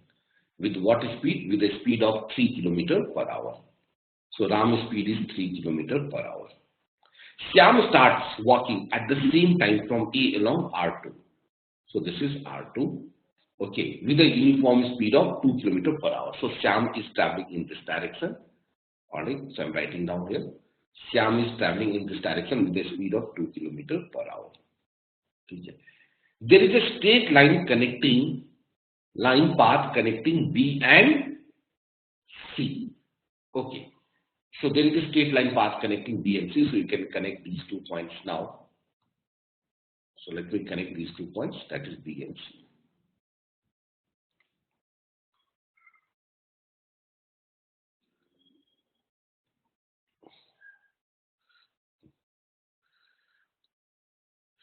Then Ram returns to point A after walking along the line segment BC. Ram is traveling from A to B, B to C, and then CA. Shyam also returns to A after walking along the line segment CB and then BA. Their speed remains unchanged. The time interval between Ram and Shyam return to point A is. Okay, I need to find out what is the time taken by them. Alright. Anything else which has been given here? So, like I told you, it keeps here.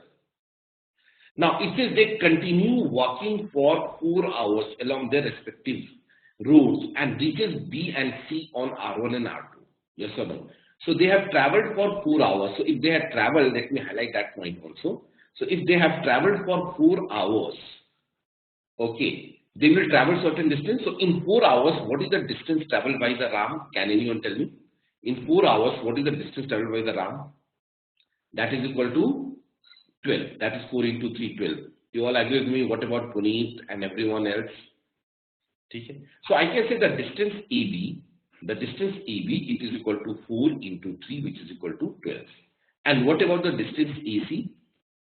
That is equal to 4 into 2, speed into time, that is equal to 8. Because the speed of Shyam is, they are meeting after 4 hours. So we need to find out what is the distance BC. So AB is equal to 12. Okay, CA is equal to 8 and I need to find out B. So how will you find out AB, CB? Now there are a lot of ways, TK, but the one thing which I can say, I need to find out the third distance here. Okay, so there are a lot of ways to find out the third distance. Okay, one of them is nothing but you can use the cosine rule of a triangle. Okay, now what is cosine rule of a triangle? I'm just going to explain. You can say that is cos theta, it is always equal to A square plus B square minus C square upon nothing but that is equal to AB or twice of AB. Okay, so from here I can say that is cos of 120 degree. Okay, that is equal to 8 square plus 12 square minus BC square upon 2 into 8 into 12. And can anyone tell me what is the value of cos 120? Cos 120. Please tell me if anyone knows what is the value of cos 120. Is it equal to minus 1 by 2 or what?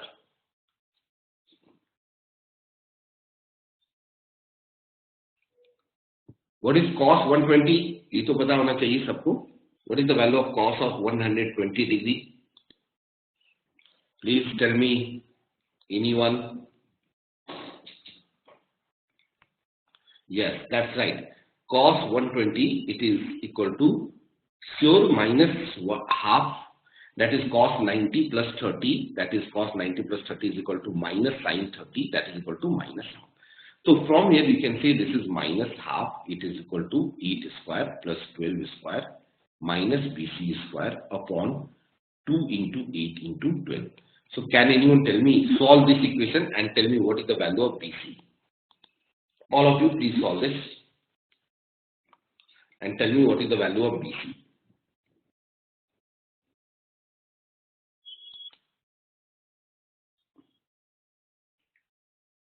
I am giving you 2 minutes or 1 minute. Please solve this and tell me what is the value of BC. If you simplify this, the value of BC, it will be equal to nothing but 4 root 19. You will get the value of BC as 4 root 19. So any doubts to anyone till this step, please tell me. So I can write down BC is equal to 4 root 19.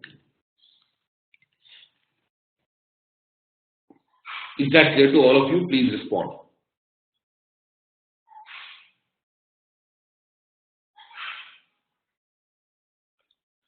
Okay. Alright.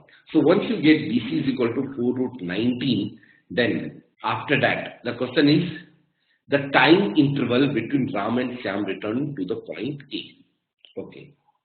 So now you can find out what is the time interval. What is the time taken by Ram to travel the entire distance and the time taken by Shyam to travel the entire distance.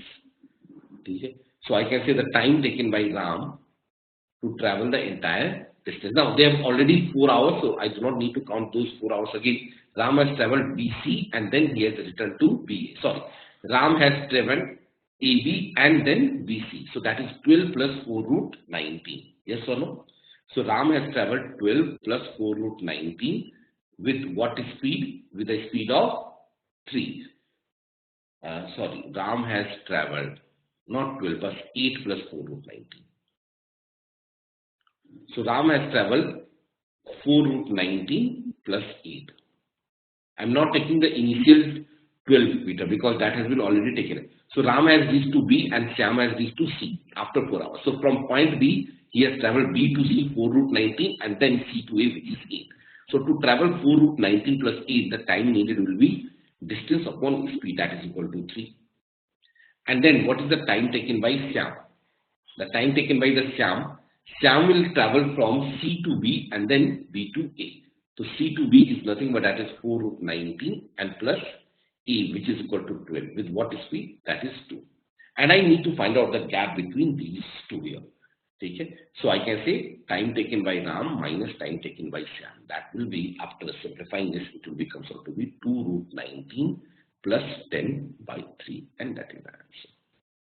So the correct answer is option number B.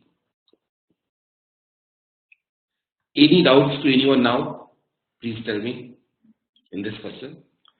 Now, remember in the CAT, a lot of question of the time, speed, distance has been mixed with the geometry here. So some of the concepts of geometry you should also know. And there are few questions in which the geometry plays a major role. So those questions will be taken care in the geometry section itself. So anyway, any doubts to anyone? Please tell me. No. Okay, so let's stop here. Okay, so let's start with this exercise, the fourth exercise in this series. The first question. What is the answer of the first question? Anyone? The correct answer is option number D, that says Karan beats Arjun by 1 meter. Now it says Karan and Arjun run a 1,100 meter race. where Karan beats Arjun by 10 meters. Okay. So in the first case, Karan and Arjun, when Karan beats Arjun by 10 meters. So can we say when Karan runs 100 meters, in the same time, the Arjun is running how much? In the same time, Arjun runs how much? That is 100 minus 10, which is equal to 90. Same time. So this implies that the ratio of speed of Karan to the speed of Arjun, that is equal to distance traveled by the Karan, 100 upon distance traveled by the Arjun, that is equal to 10 by 9. So the ratio of speed of Karan and Arjun is 10:9. To do a favor to Arjun, Karan starts 10 meters behind the racing line. So in a second case, Karan needs to travel how much? He is starting 10 meters behind. So Karan needs to travel 110, whereas Arjun, he needs to travel nothing but that is only 100 meters. Okay? To complete the race. Yes or no? In the second case, they both run at their earlier speed. Which of the following is true? So Karan needs to travel 110, Arjun needs to travel 100. So can we say on the basis of this one, I can say speed of Karan to the speed of Arjun, that is also equal to distance traveled by the Karan and Arjun. So I can say 10 into 11 upon 9 into 11, multiply both the ratios by 11, so that is 110 upon 99. So what does this imply? This implies that when Karan travels 110, the Arjun will travel 99. But to complete the race, Arjun needs to travel 100. So still Arjun is 1 meter behind. Whereas Karan has completed the race by traveling 110. Arjun has traveled only 99. So still 1 meter behind. So that's why the correct answer is Karan beats Arjun by 1 meter. Any doubts to anyone? Can I move to the next question? Please tell me.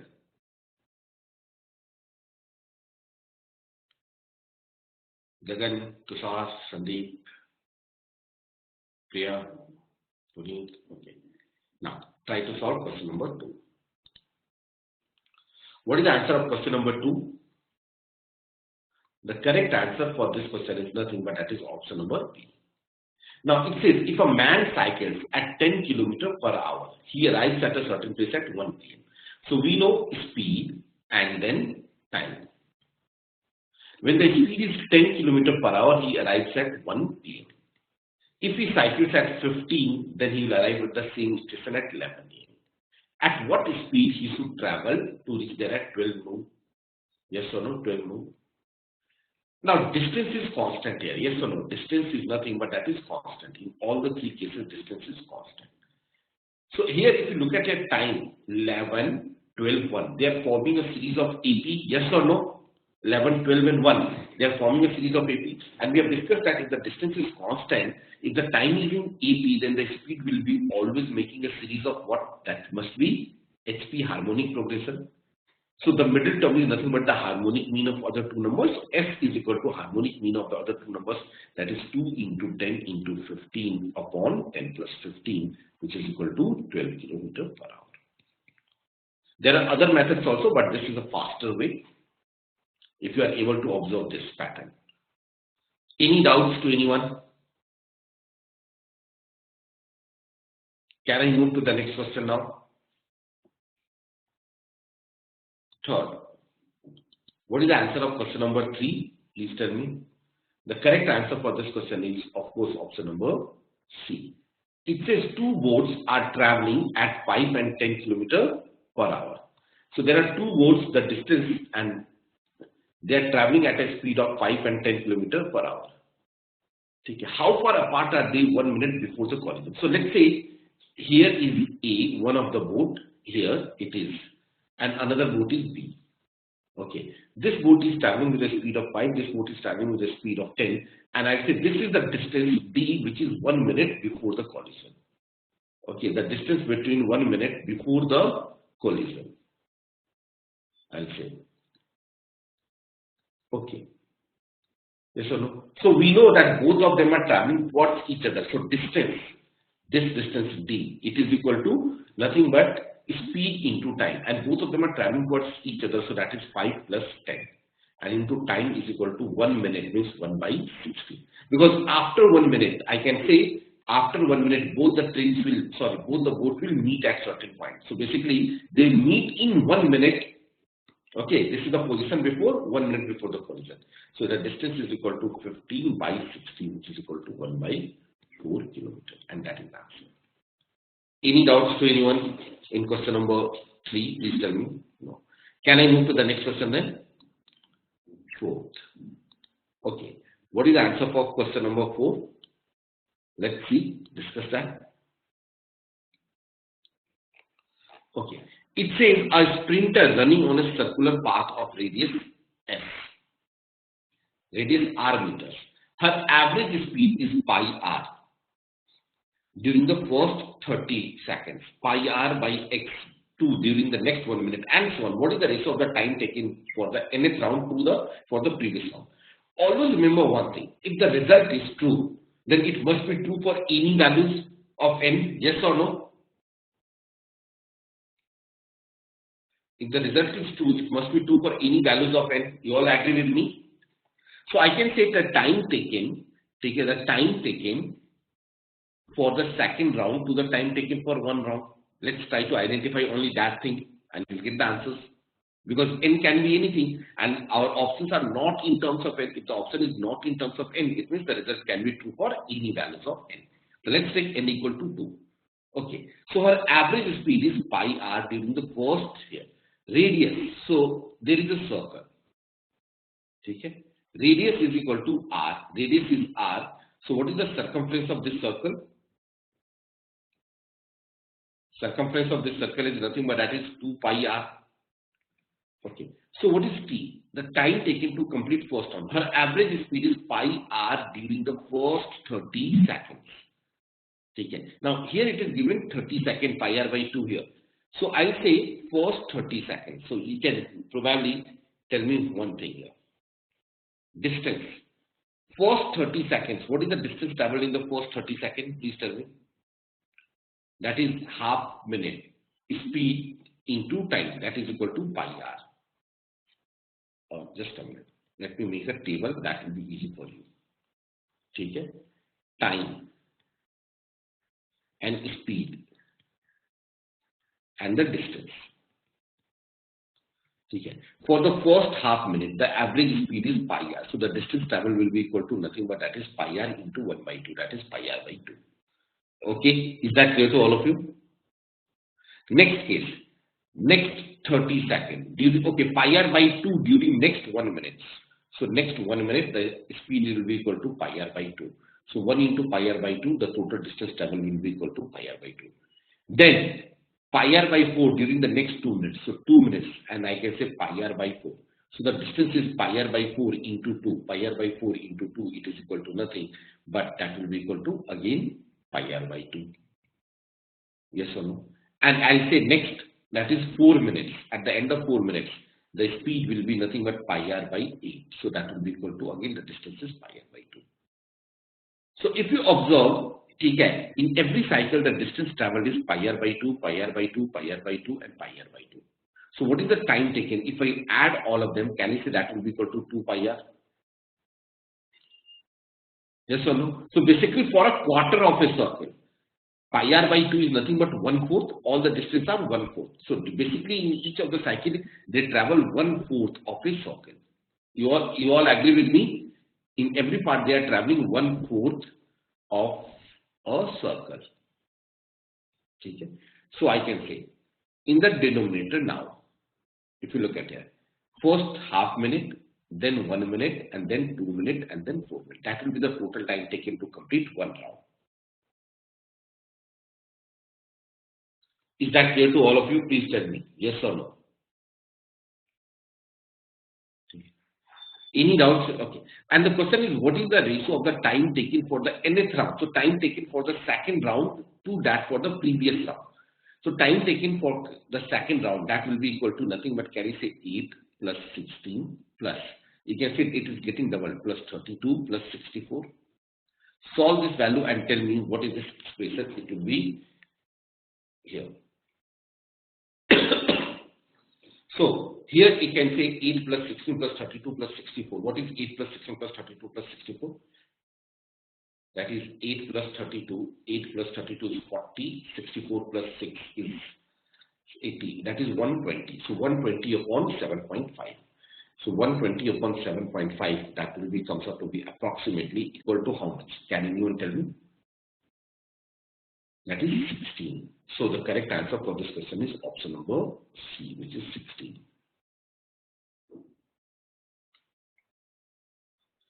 So any doubts to anyone now? Please tell me. All the 4 questions are clear?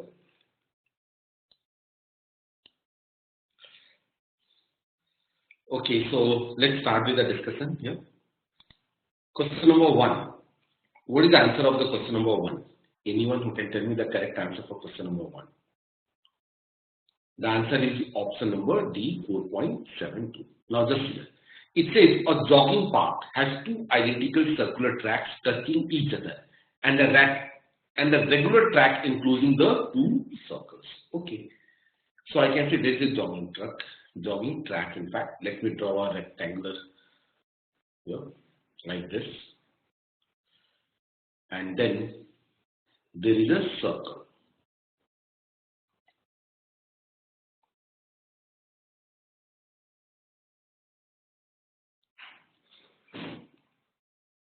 Okay.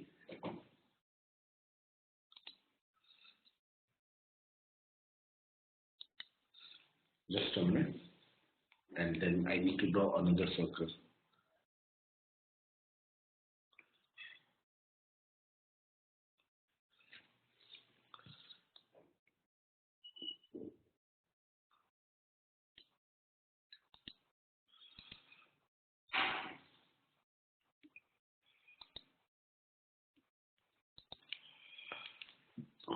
So just a minute, let me draw this figure first of all.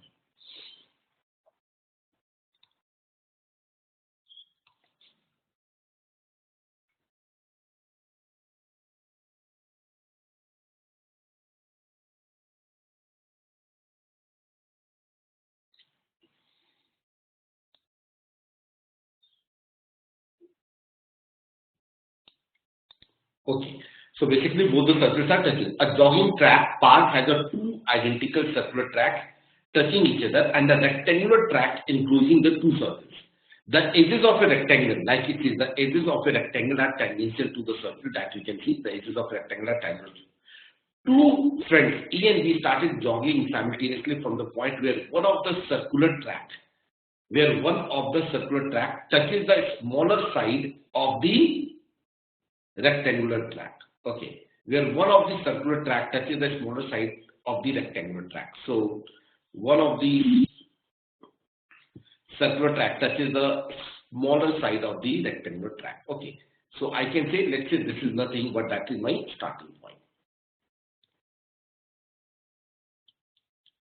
Alright. A jogs along a rectangular track while B jogs along the 2 circular tracks in a figure of 8. Okay, so there is A and B. So A here, approximately how much faster than A does B have to run so that they take the same time to return to them? So one of the person is traveling along the circular track. So let us assume the radius of this circle is nothing but that is basically equal to R. So I can say, if I say the radius of this circle is equal to R, so this will be equal to R and this will be also R. Okay, so what is the height? What is the height of this? Can we say that is equal to 2R? Yes or no? And this total length is also equal to how much? That is equal to 4R. You all agree with me? Because these are 2 circles. The radius of the diameter of the first circle is D, 2R, and the diameter of the second circle is also D. So this total distance is 4R, and this total distance is equal to 2R. Any doubts to anyone till this point? Please tell me now. No. Now it says B jogs along the 2 circular track in a figure of 8, whereas A jogs along this one. And approximately how much faster? Now the time taken by both of them are the same. So time is always equal to, we know that the time taken by A is always equal to time taken by B to reach to the same point. So what is the distance traveled by A? So can I say distance traveled by A, since A has traveled along a rectangle, so the total distance traveled by A will be 4 plus 2, 6 to the 12. That is total distance traveled by A is 12R. with speed of A. Is that clear to all of you? Because A has traveled along the rectangle. So the perimeter of the rectangle is this one, and B has traveled along the figure of A. So along the figure of A, so it is, can you say that is basically the circumference? And the circumference of one of the circle is 2 pi r. So the total circumference of the two circle is equal to 2 pi r into 2. That is 4 pi r with a speed of nothing but that is B. Any doubts to anyone? I hope that you all understood figure of 8. So for example, figure of 8, if you start drawing the figure of 8, let me draw it for all of you. So it will go like this one. If we start from here, okay, it will go like this. Here.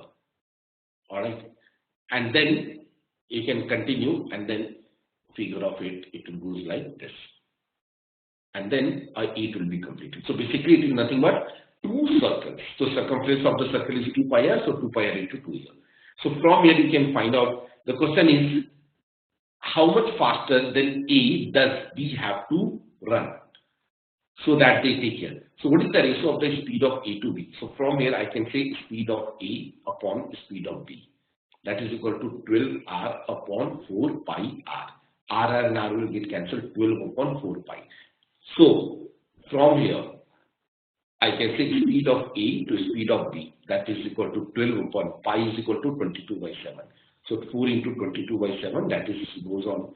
I say 12 into 7 upon 4 into 22. 4 3s are. So speed of A upon speed of B, that is equal to 21 by 22. Okay. Okay.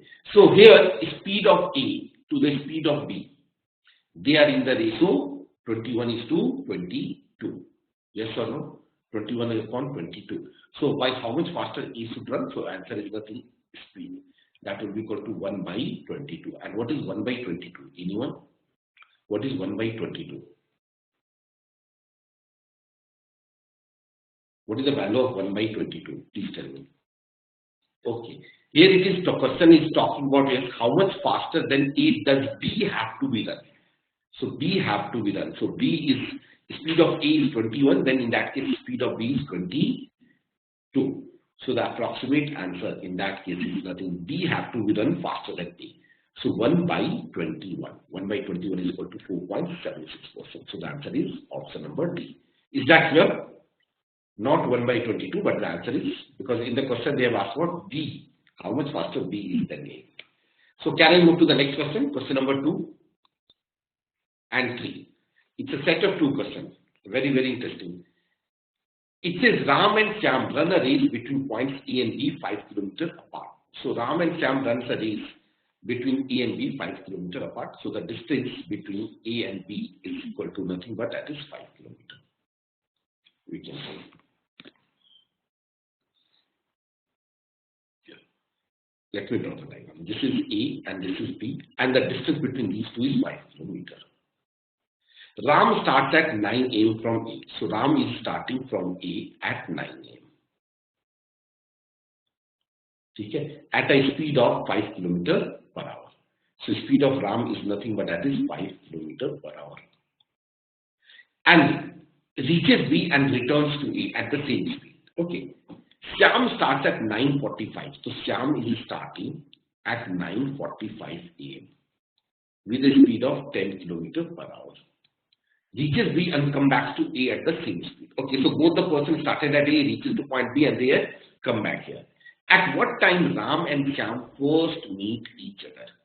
Now, first meet each other. It's not about whether they have overtaken or what, whether they are meeting from the front or it's a case of overtake. The faster person overtakes the slower person. Okay. Now, tell me one thing. What is the time taken by Ram to reach to point B? From here, can I say the time taken by Ram, I'm just going to write down here. Time taken by Ram to reach B. Time taken by Ram to reach B. Anyone? Can I say that is equal to 5 with a speed of nothing but that is equal to 5? That is 1 hour. Okay? 1 hour. And what is the time taken by Shyam to reach B?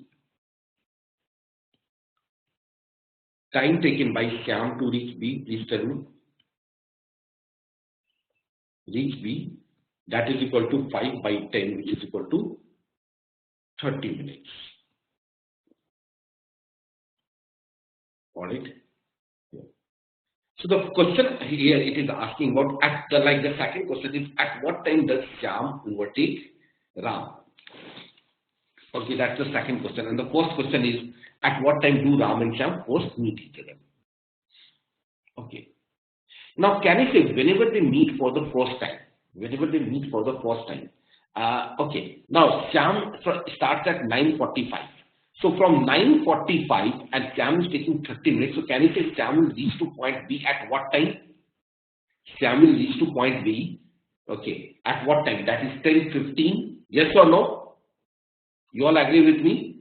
Shyam will be at point B. Shyam will be at point B at 10:15. Okay. And remember, Ram has already reached at B at 10, and Shyam will reach at 10:15. So can I say they must meet between 10 and 10:15? Yes or no? They will definitely meet between 10 and 10:15. Yes or no? And there is only one option which is between 10 and 10:15. So the correct answer of question number 2 is option number B. So with the help of the options, we can easily find out that the answer is nothing but option number B. Is that clear to all of you? Please respond. Because Shyam will reach to B at 10:15. So he will meet before 10:15 because Ram is already traveling in the opposite direction. Now, the second question is asking about at what does Shyam overtake Ram? So overtake means what? That is coming from the opposite direction. Sorry, in the same direction. So let's see it here. Like I told you in the first case, Ram will reach to here and Ram will start traveling like this one. And Shyam will travel from here to here and they will meet here. And they are meeting exactly at what time? That we have already calculated in the question number 1. That they will meet at 10:10. Okay. Now in the second scenario, we know the case of overtake, it will happen like what? Let's see it here. Ram will reach it and then he will start traveling back like this. Okay. Shyam will also reach to the point B. Okay. Shyam will also reach to the point B and then he will be again coming back and both of them will meet in that case. That is the second case. Yes or no? Okay.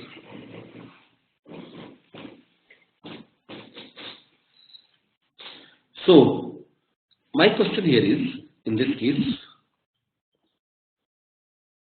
at 10:15 we already know the position of Shyam. Yes or no? At 10:15. So Shyam is already at 10:15. I'm just going to erase this one. So we know that the Shyam is at point B at 10:15. So I'm just going to draw another diagram. Okay.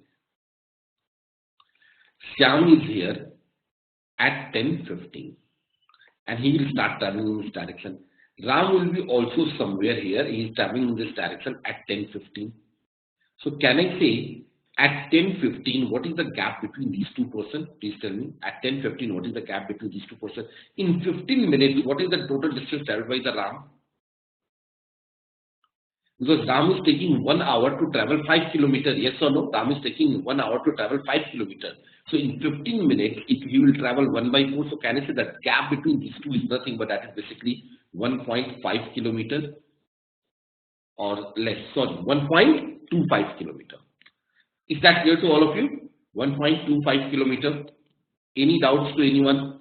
Please ask me. Okay. Now, both of them are traveling in the same direction. So, the time taken by them to meet each other is equal to distance, which is 1.25 upon relative speed. Their directions are same direction. So, I can say 10 minus 5. So,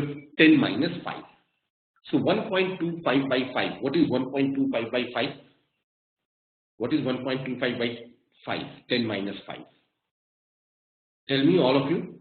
That is, no, 1.25 upon 5. So 5 2s are 10 and 5. That is equal to 2.5 minutes or 2.5 hours. 1.25 kilometer and by 5. So 1.25 by 5, it will be comes out to be how much? Please tell me, all of you. point, okay, that's right, 1 by 4, which is 0.25. Okay, that is equal to 1 by 4. And 1 by 4 is equal to nothing but 15 minutes. Yes or no? 1 by 4 is equal to 15 minutes. So this is the position at 10:15. In another 15 minutes, they will meet. So 10:15 plus 15, the correct answer for this question is option number B, which is equal to 30.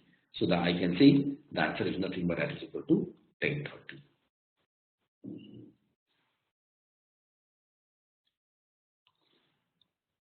Okay. Any doubts to anyone in question number 3? There is another alternative method or the easier way also to solve this here. Let me go for that method also.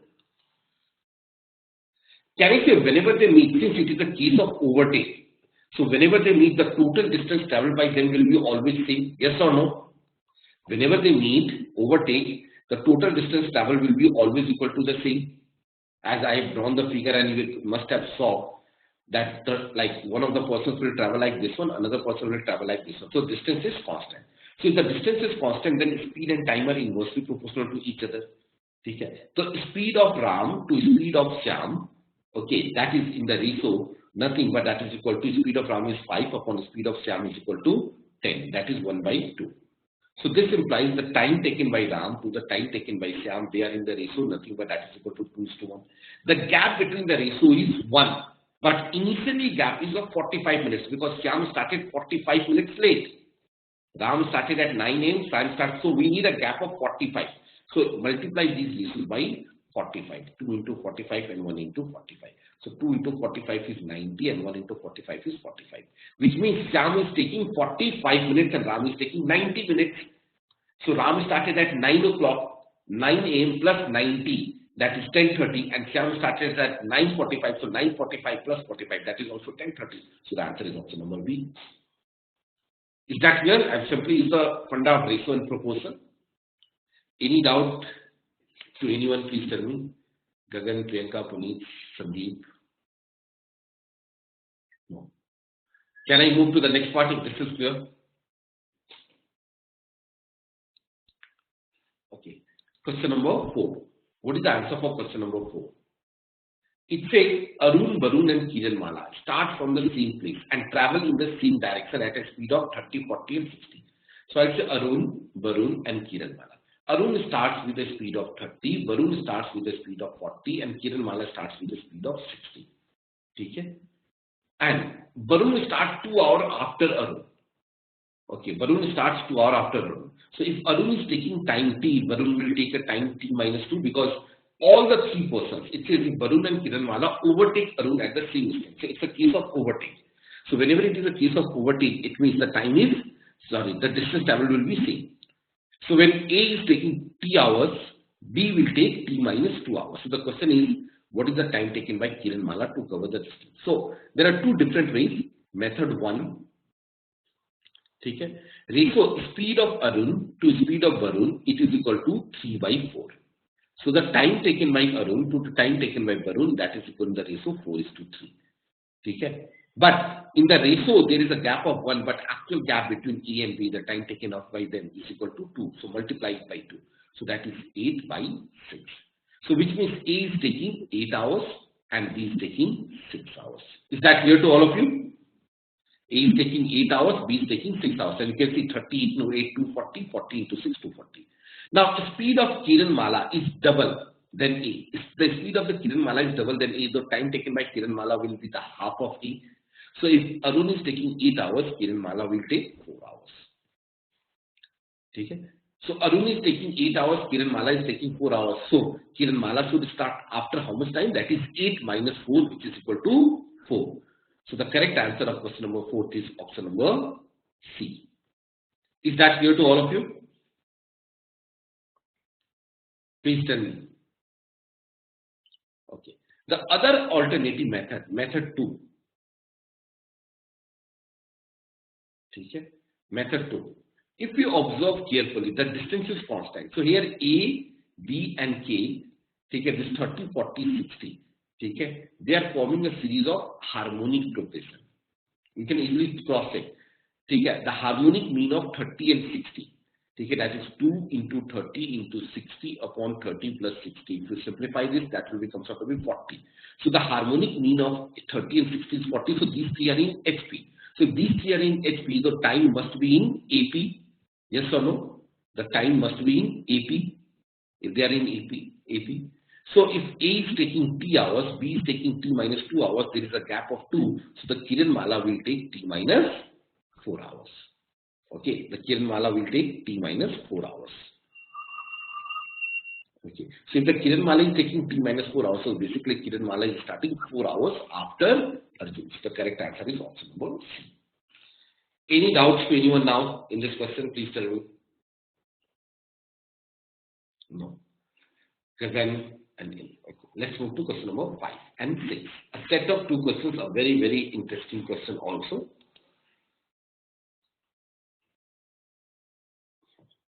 It says cities A and B are in different time zones. A is located 3,000 kilometers east of B. Okay. So A is located 3,000 kilometers east of B. So we know the direction says east, west, north, and south. So this is east, this is west, and north and south. So A is, it says A is located 3,000 kilometers east of B. Okay. So I can draw like this. This is B and this is A, and the gap between B and A is 3,000 kilometers. The table below describes the schedule of an airline operating non-stop flight between A and B. Okay. Assume that it is given plane cruise at the same speed in both directions. However, the effective speed of wind is influenced by a steady wind blowing from east to west. So the wind is flowing from east to west. Remember, this is east, this is west, with a speed of 50. Okay. Now tell me, with a speed of 50. So what is the effective speed if the wind and the plane, if the wind and plane are traveling both from B to A? What is the effective speed? Can you say that will be equal to the speed of plane plus or minus? Sorry, wind is coming from the opposite direction. Okay? If the plane moves from B to A, if the plane moves from B to A and the speed of the plane is P and wind is opposing it, so can you say it will be equal to P minus 50? Yes or no? Please tell me. Because wind is opposing it. Now here it says departure time and the arrival time. So if you observe here,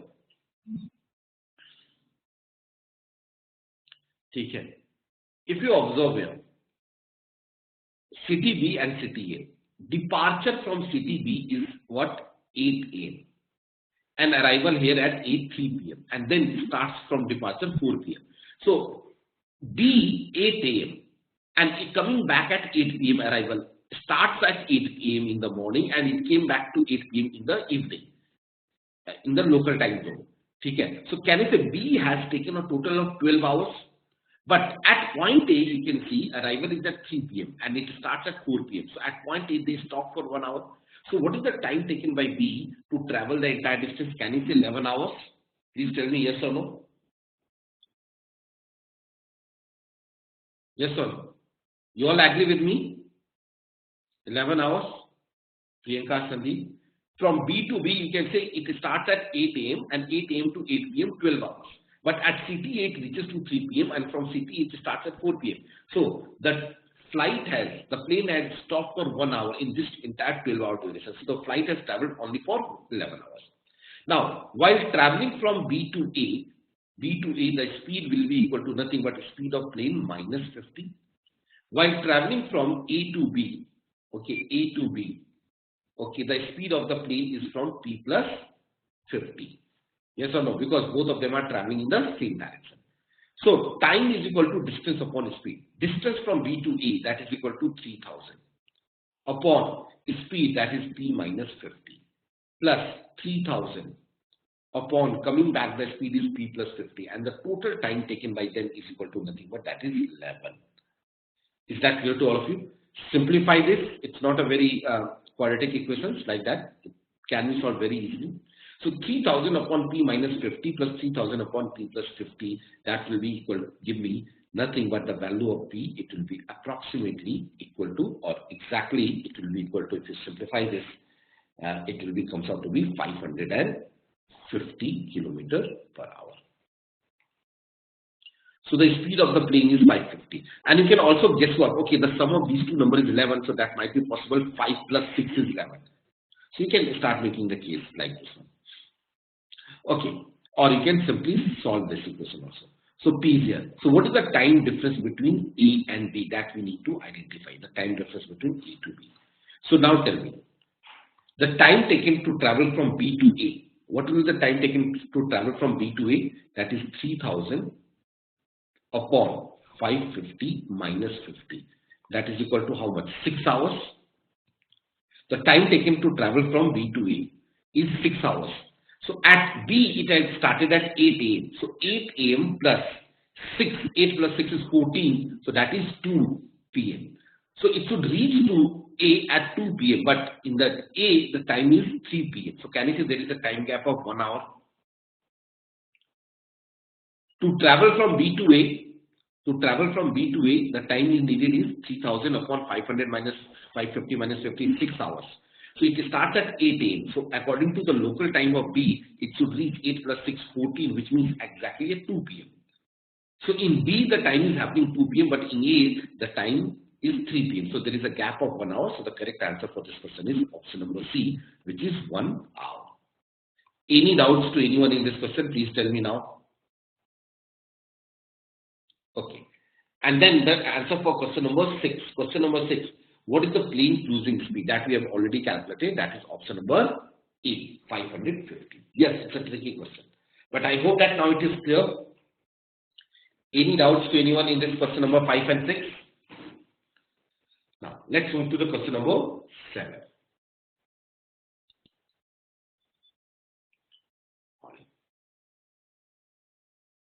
So it says Rahim plans to drive from city A to city station C at a speed of 70 km per hour to catch a train arriving there from B. Okay. He must reach C at least 15 minutes before the arrival of this one. Okay. So again, there is a direction sense is needed here. So let me draw the directions here. First of all. So I can say east, west, north and south. So this is east, west, north and south. Okay. It is known that C is located between west and northwest of B. Okay. So west and northwest. So this is my northwest of B. With BC at 60 degree to AB. Also C is located between south and southwest. So C is located between south and southwest of A. With AC at 30 degree to AB. Okay. All right. So first of all, I can draw a figure. The drawing of figure is very, very important. Now, angles, if I look at it, there are 3 points, that is A, B, and C.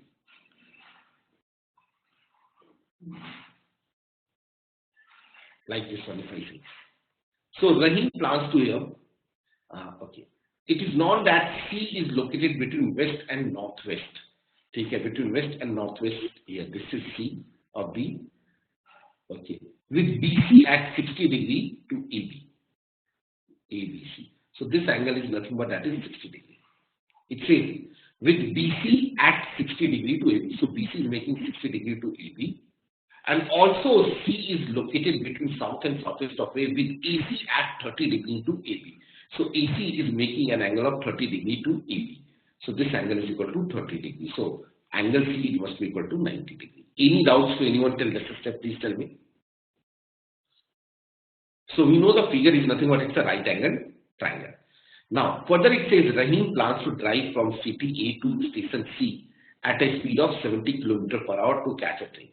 So Rahim is traveling from A to C at a speed of 70 km per hour. Okay, he must reach C at least 15 minutes before the arrival of the train. The train leaves B located 500 kilometers south of A. So this is 500 kilometers. Okay, south of A. At 8 a.m. So the train starts from B at 8 a.m. and travel at a speed of 50 kilometer per hour. Okay. So this train is traveling with a speed of 50 kilometer per hour. Okay. It is known that C is located between west and northwest of B with BC at 60 degrees. Also C is located between this, that is of no significance. The latest time by which Rahim must leave A and still catch the train to closest to. Okay, so the distance A is 500. So can you use the property of 90, 30, 60 to find out these two here? What are these two sides? Okay. Now, in a standard right angle triangle, okay, in a standard right angle triangle, I'm just going to write to it here. Okay. If this angle is 90 degree, there is an angle 30 degree. So this angle is equal to 60 degree. Okay. So 1 root 3 and this 2.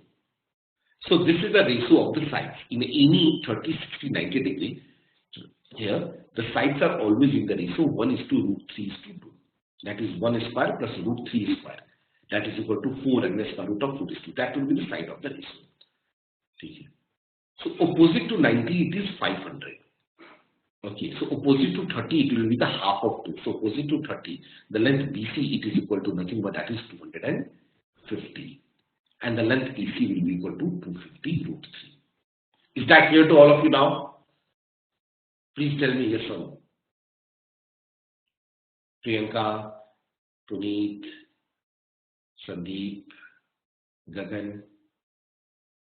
Okay, it needs a little bit of geometry also. Geometrical skills they are also tested here. So now, what is the time taken by train to reach to C? Can you all calculate that? Okay. So the time taken by train to reach to C is the distance BC, which is 250 upon the time is speed is equal to 50. So 250 upon 50, that is going to be taken 5 hours. Okay. And since it is leaving the station A at 8 AM, so it will arrive at station C. Okay. This implies that it will arrive at station C. Can anyone tell me? It will arrive at station C at what time? That is 1 PM. Okay. So basically, Rahim now wants to reach to C by what time? Please tell me. Rahim should be here, reach to C at 12:45. You all agree with me? Rahim should reach to C at 12:45. So I can say Rahim should reach to C at 12:45 PM. Okay. Okay, at 12:45. On what is the time taken by Rahim to travel 250 root by 3? So time taken by Rahim is nothing but that is 250 root 3 upon 70. What is the value of root 3? Root 3 is equal to 1.732. You all know that, na? Root 3 is equal to 1.732. So you can tell me 250 into 1.732 upon this one. So 250 into 1.732. Okay, that is 433 and 433 by 70. That will be comes out to be approximately 6.18 hours, or you can take it as 6.18 hours. Okay. So in 12:45, you can subtract 6.18 hours, or you can take 18 hours. So, or you can, if you want to keep it in the terms of fraction, you can keep it in terms of fraction. So tell me, subtract 6 here. From 12:45, if you subtract 6, what will be the value? 12:45 minus 6.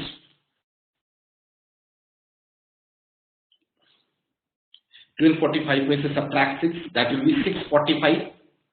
Yes or no? 12:45 minus 6 is equal to 6:45, and then I need to subtract 0.18 hour also, or 0.2 hours. So 6:45, I subtract 0.18 hour, so the answer will comes out to be option number B, which is 6:30, approximate answer. Is that clear to all of you now? Please tell me.